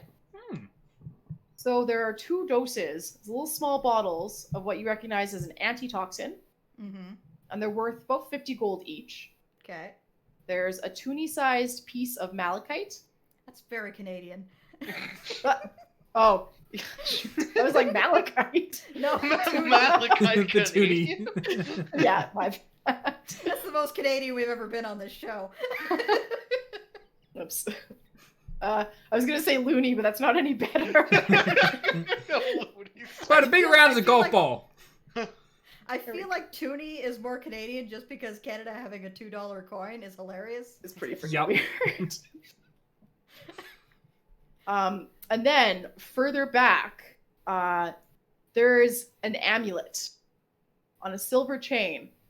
It's round in shape, kind of smooth silver, kind of cold to the touch. And in the center is a clear gem in the middle. And as you get a better look at this gem, there's sort of like a swirling rainbow aura in it. Huh. Almost like a sparkling rainbow tornado. Not quite as vortexy as a tornado, but Well, I know better than to put on anything I find in the cursed city, so this is all just going in the bag. Wouldn't this match like some of the crazy shirts you have? No, they would clash. Ah, okay. The Isn't shirts that are the the point? anchor piece of the outfit. Like the pizza necklace. Yeah, it's vital important. You have the statement piece, and then you have the slightly less loud things that you wear around the statement piece. Sorry, gotta I guess take note. Like the pizza necklace. I guess I'm just used to more traditional art myself as I'm trying to shove this painting into my bag of holding. are you being careful with it? I should ask. I'm like being gentle enough. Right. So Are there cut it out of the stairs? frame at this point. Yep. Are there stairs here? No stairs that you're seeing. Just a triangular, tall house hut type of thing. Does it look Different. like Lots of there's? books. Does it look like there's any like bed or anything like that in here, or would have No, been? it does. Nope. Naroke is going to, upon realizing that there's no bed or anything like that in here, and he's pretty sure the person wasn't just using a pile of books as a bed.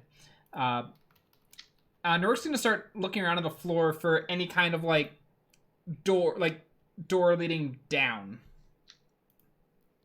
You don't see a door. Pains me to say this, but you see a rug. There's definitely a rug under the table that was in the center of the room with all the books on it. Upon seeing the rug, Naroke is going to walk up and he's going to grab the table and start dragging the table across off of the rug. Makes an awful noise. And then he's going to go and he's going to pull the rug away. Is there anything under the rug? Yeah, there's a small like trapdoor. Okay, Naroke is In the going to grab on that and just give it a good old hoof and try and pull it up. All right, give me a strength check, please. I know what you're all about. 14. 14. Yeah, so the funny thing is it's locked, but the hinges that are really old don't care. And it stays open where the lock was, but the hinges break, so you just open it in reverse of what it was supposed to be. I found a way down. And Naroke's gonna grab his lantern and just start heading down. Actually, as I point the lantern down, it's like, is there stairs? Or is this basically just a giant hole into the abyss? Not a giant hole into the abyss. It is wooden stairs down. Abyss is a bit strong, but down. how sturdy do the stairs look?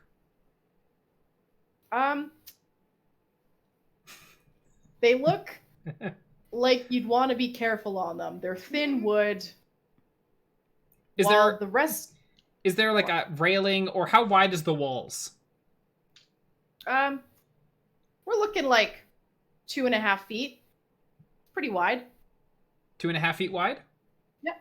Okay, that's easy then. In that case, Naroke is just gonna take the little metal ring from the top of the lantern, just kind of hook that in his mouth, and then step down, and he's gonna put his hands against the wall, just trying to lighten his footsteps as he's going down the stairs.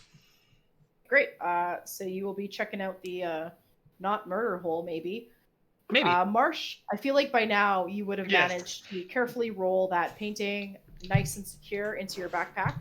I just want to double check. Like the front door's closed, right? I didn't close it. I was the first one in. Okay, I just want to make sure the front door is closed, maybe It's closed. potentially barred or locked or whatever, and then I'm gonna follow. There is a latch on the front door that you can close behind Yeah. you if you're nervous. I'll just do that. I kind of forgot about the zombie thing until I saw this wonderful painting. Oh yeah, zombies moments ago.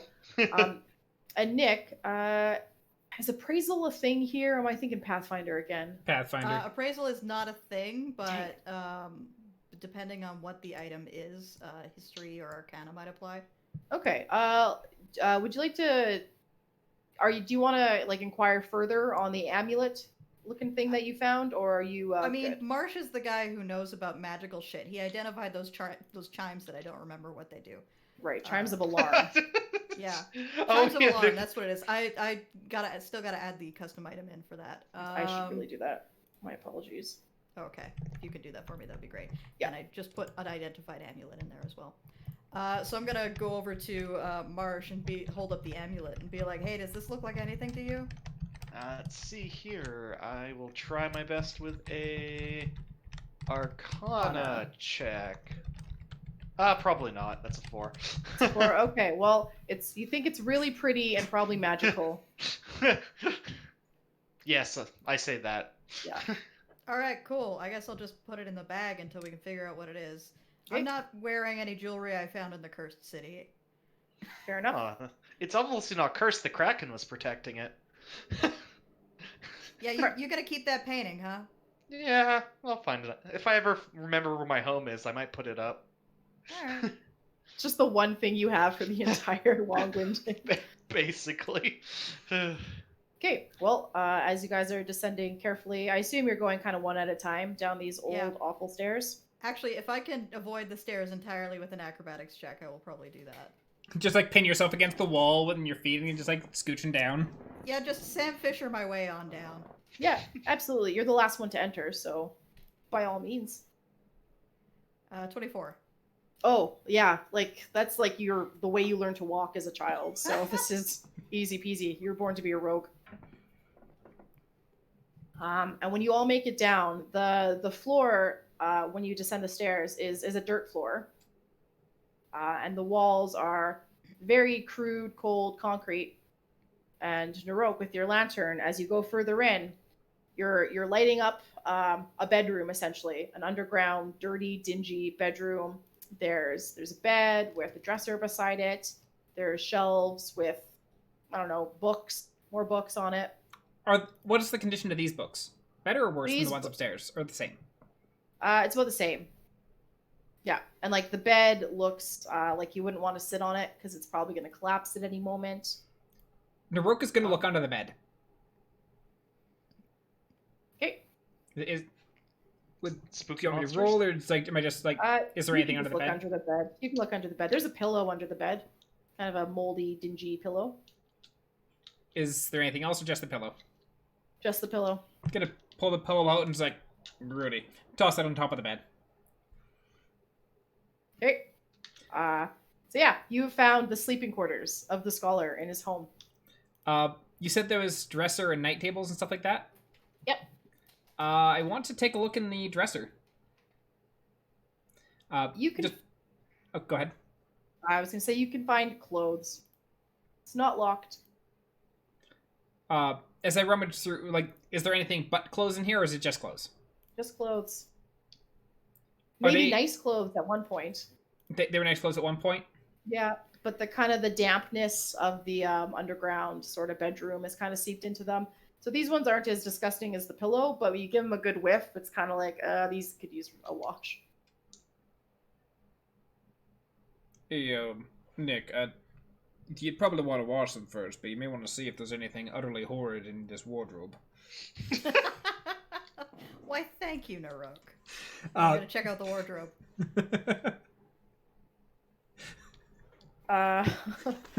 Oh man. Okay, so Nick, sorry, are you gonna check out the wardrobe? Yeah.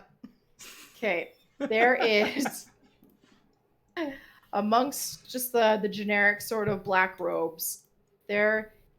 It's quite bright, and purple's not a color that you necessarily see all too often. But there's a bright purple crop top.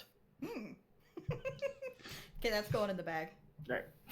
Definitely gonna wash it, but keeping that. Yeah.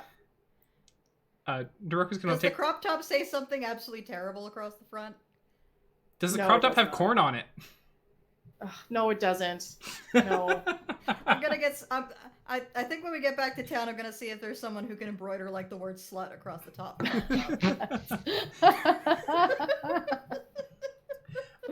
Slut, fuck off, kitties. That real big dick energy there. Naroke is gonna go over and open up the end table or the nightstands and see if there's anything, any of those.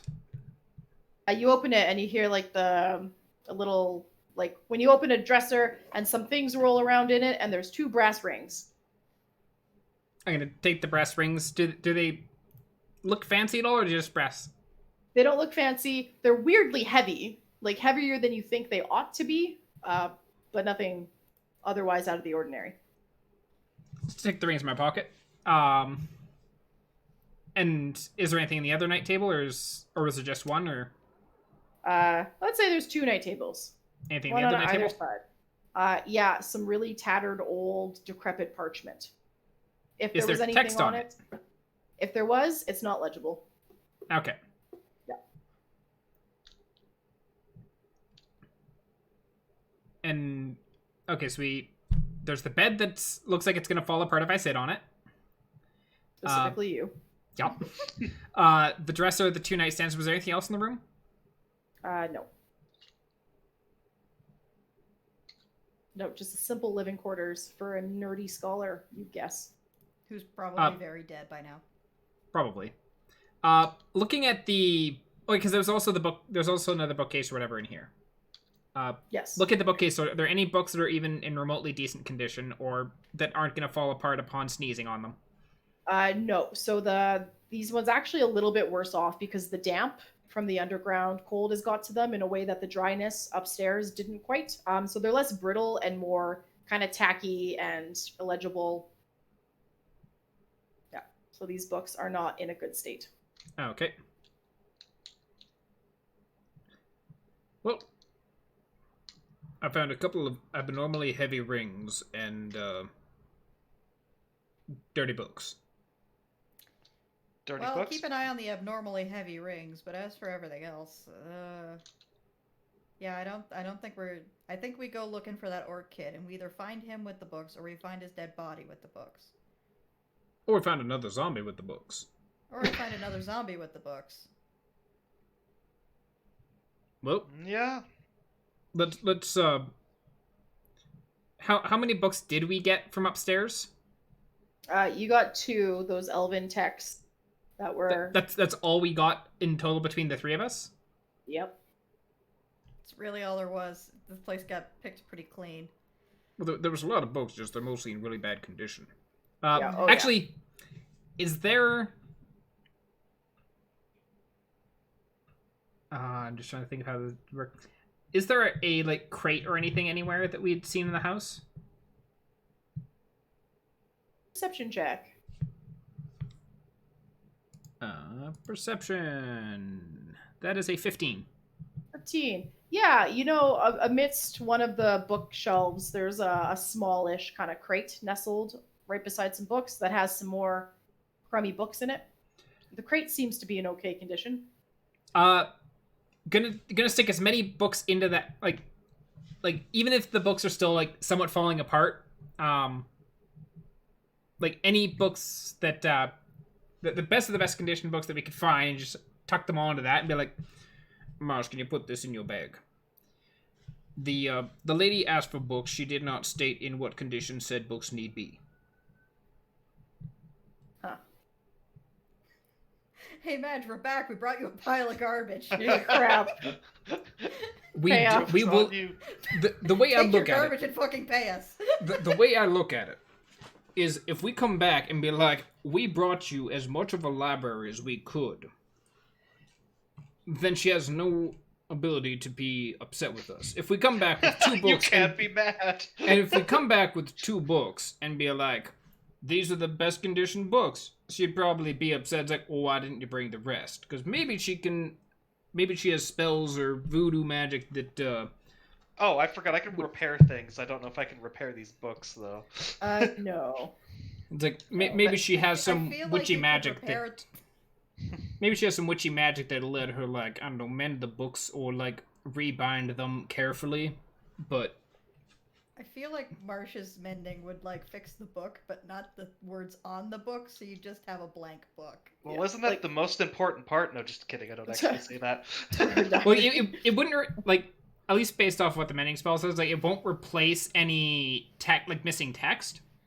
So you repair a waterlogged sheet of paper, but it's not going to put the text back on the paper. But Right, so you might fix the spine and cover. Yeah, so it's like the book itself could be fixed. It's not going to fix the words in it if those are worn out. But if the only problem is that we pick up the book and it's falling apart, but the text is still on the pages, it could feasibly repair some of them to at least you can open them and look at them extent.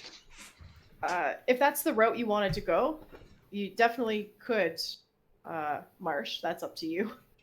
We could save if we want to go with that plan. We could do it once we're out of the zombie zone, because mending all of this would take a little bit. Yeah, that's what I'm thinking. It's like we just stuff as many books into the bag as we can, and then try and mend them, or even maybe Madge has mending and she can mend them herself. Yeah. So we're gonna go look for a schmuck. Yeah, let's grab as many books as we can and let's go look for the schmuck. And grab one schmuck. You can't say putz, you schmuck. Oh no, I said schmuck. I am such a putz. In such a putz. Getting those books in the crate, the best of the best that you can find, really not hard because they're all pretty crummy. And into the bag of holding, easy enough. So are you gonna try and follow what tracks you saw? Yeah, can I roll a survival check to see, like, can I track him at all or anything like that? Or, like, yeah, you guys, make out, you like, all where if can, if you want to. When you open the door, Nat because obviously 20. your door's closed. Nat 20. It's a 15 for me, but I'm not sure it matters. That Okay. expression from Elle is just like, Yeah. fuck. Just Yeah. the weariness. It's You like- know how I feel about that. That's my second Nat 20 survival check in a row. Hey, that's It's like, really can I see good. the house? Yes! Can I see the boy? Yes! Yeah, I'll give it to you that easy. So when you unlatch the deadbolt and open the door, you will be able to just pick up right away where those tracks are. First, can you guys give me perception checks as you're going outside? Oh, hi zombies. No. 7. Seven. With a Nat 20 on the other side. And hey, 6. We're gonna 6. die. All right. We'll be well, fine. There's a statue blocking the zombies from getting to us, right? You so it's kind of funny. You don't hear anything, but it looks like the zombies that were trying to follow you kind of made it close to the house and then just circled into the street for a while before sauntering off, because there's this weird just set of footprints that are kind of going in on themselves before taking off down the street in the opposite direction of the 14 size feet footprints Okay. leading from the house.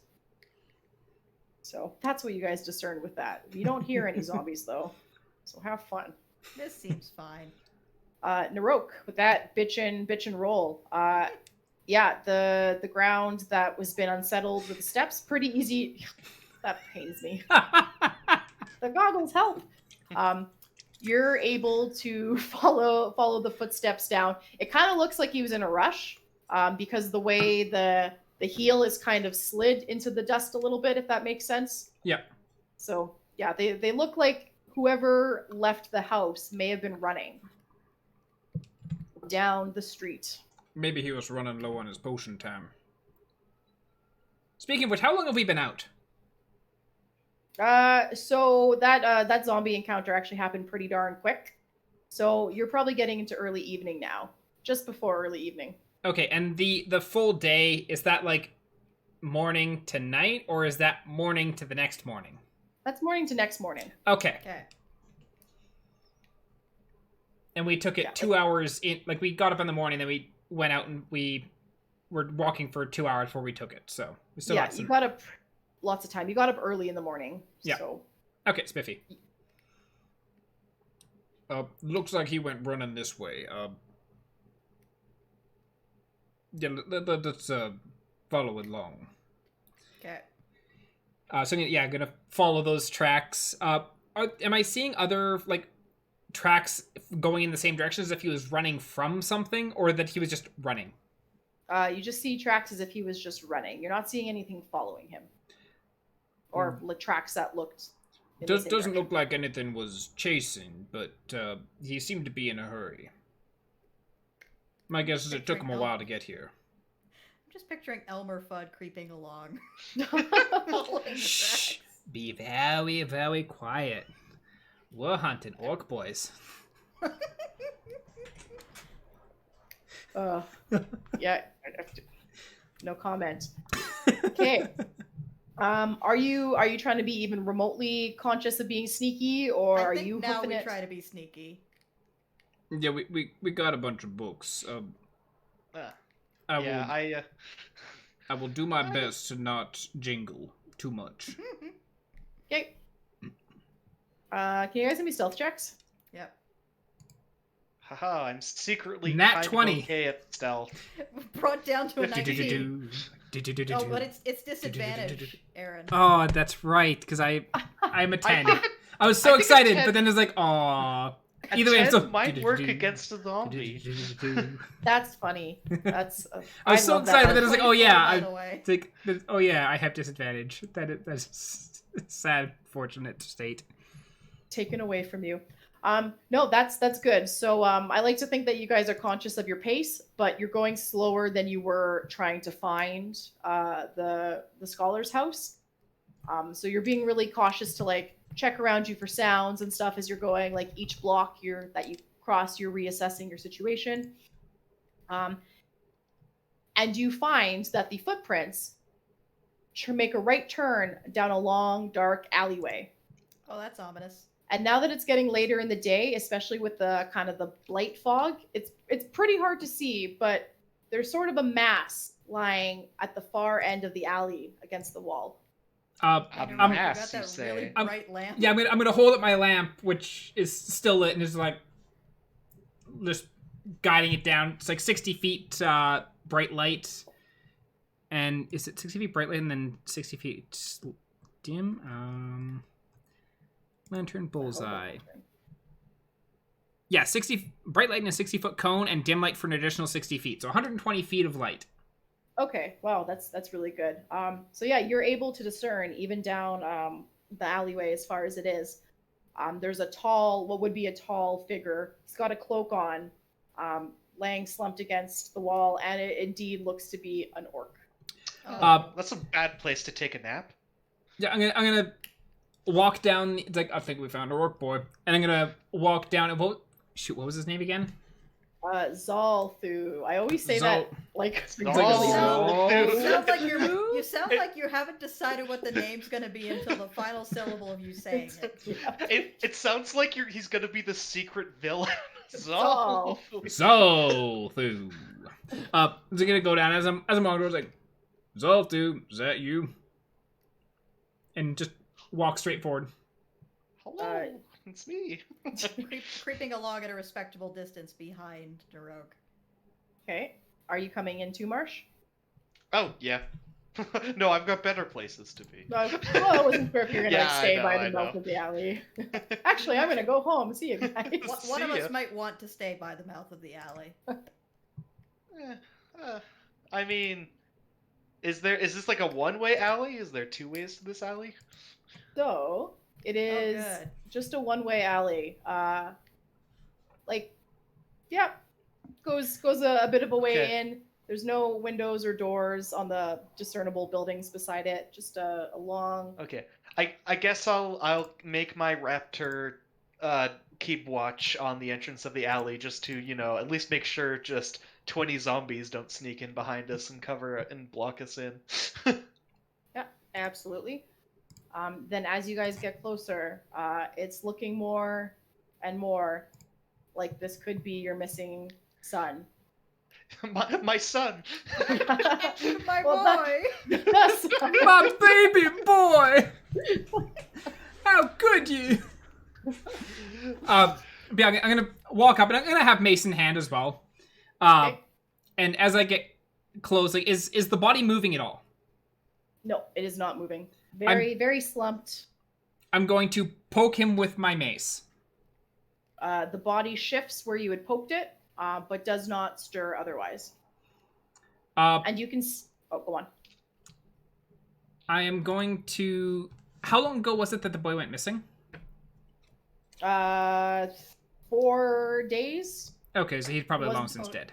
He's turbo dead. In that case, I am going to. Oh shoot! What are my spells?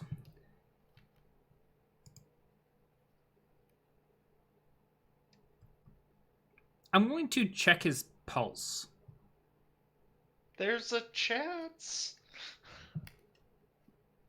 Yeah, I won't even make you roll a survival check for that. You're just gonna check the pulse on it. Yep. Just check the pulse on his neck, see if there's anything. You don't feel any pulse from the boy.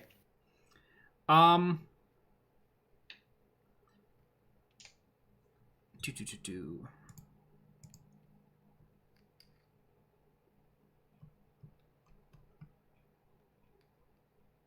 I am going to cast. I figure this probably not going to do anything, but I'm going to cast Spare the Dying on him. Okay. You touch. Is that a? I don't know if he's living or not, but it says you touch a living creature that is 0 hit point, the creature becomes stable. I don't know if he's like he seems dead and gone, but it's basically like if he is, he is. If he's not, he's not. And so try and cast it on him. Absolutely. Is it a cantrip? Yes. Okay. So I imagine like a glow kind of emanates from your hand where you touch the boy, and it kind of fades to a dim, weird, magical blackness, and nothing happens. The boy does not stir. That'd be so weird if it was a level 1 spell and then wild magic happened. It's like, well, that kind of ruined the mood. Well, it depends on what depends on what happens on that wild surge. It might be very exciting. We might turn him into a potted plant. You don't have Speak with Dead yet, do you? I do not. Okay. Speak with Dead is not until much higher level, I believe. I think it's like 3rd level. Yeah, I only got 2nd level spells at the moment. Well, Now that you guys are, oh, go on. Sorry.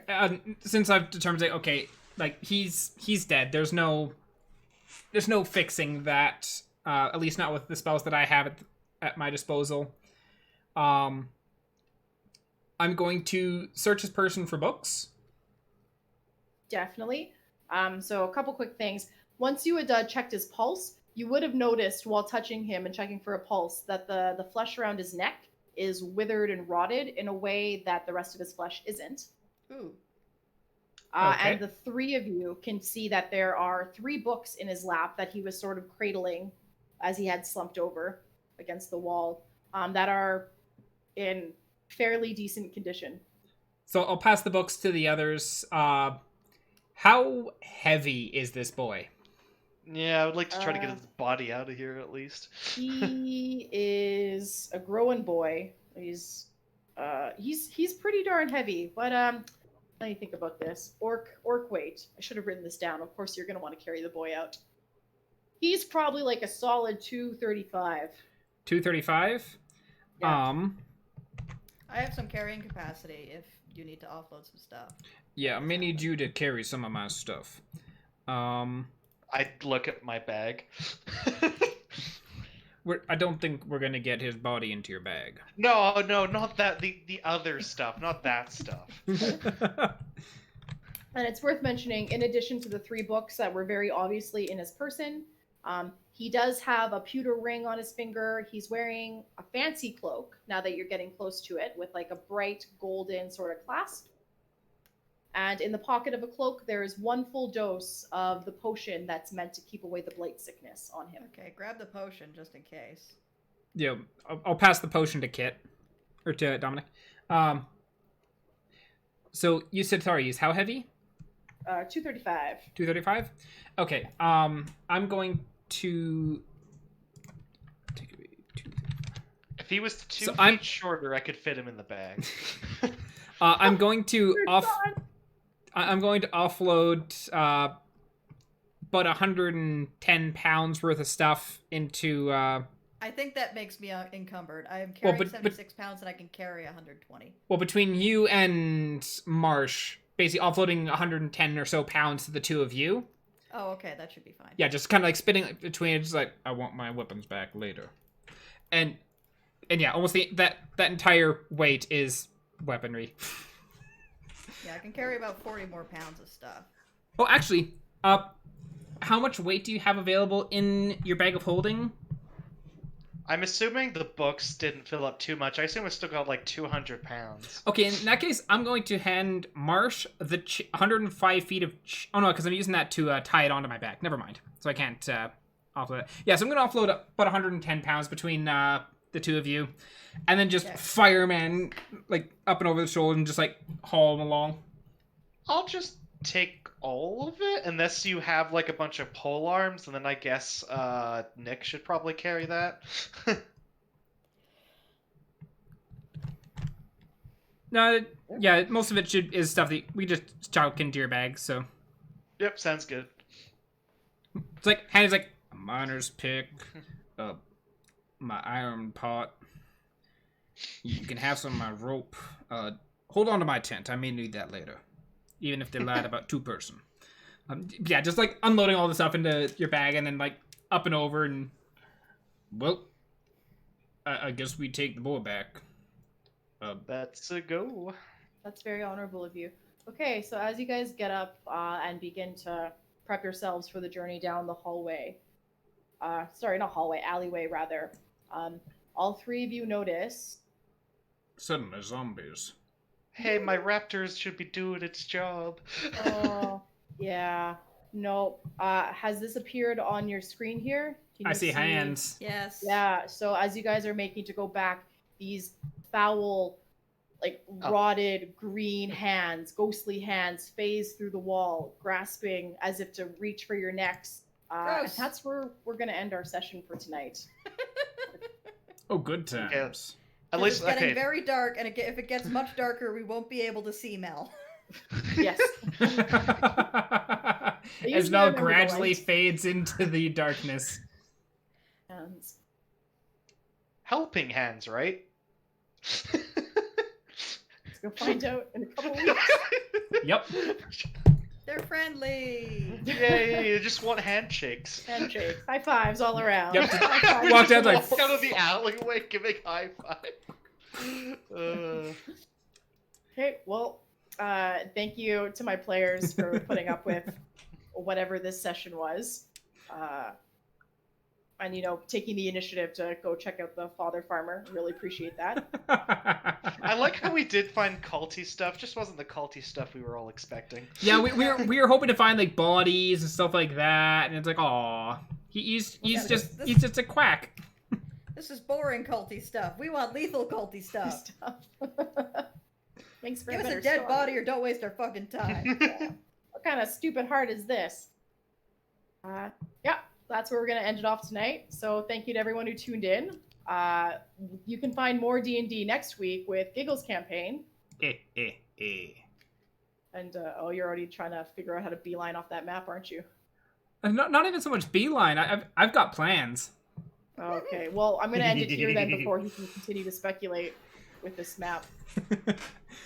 Thanks so much for watching, everyone. Yep, thanks again for the session. And I'll see you guys next week.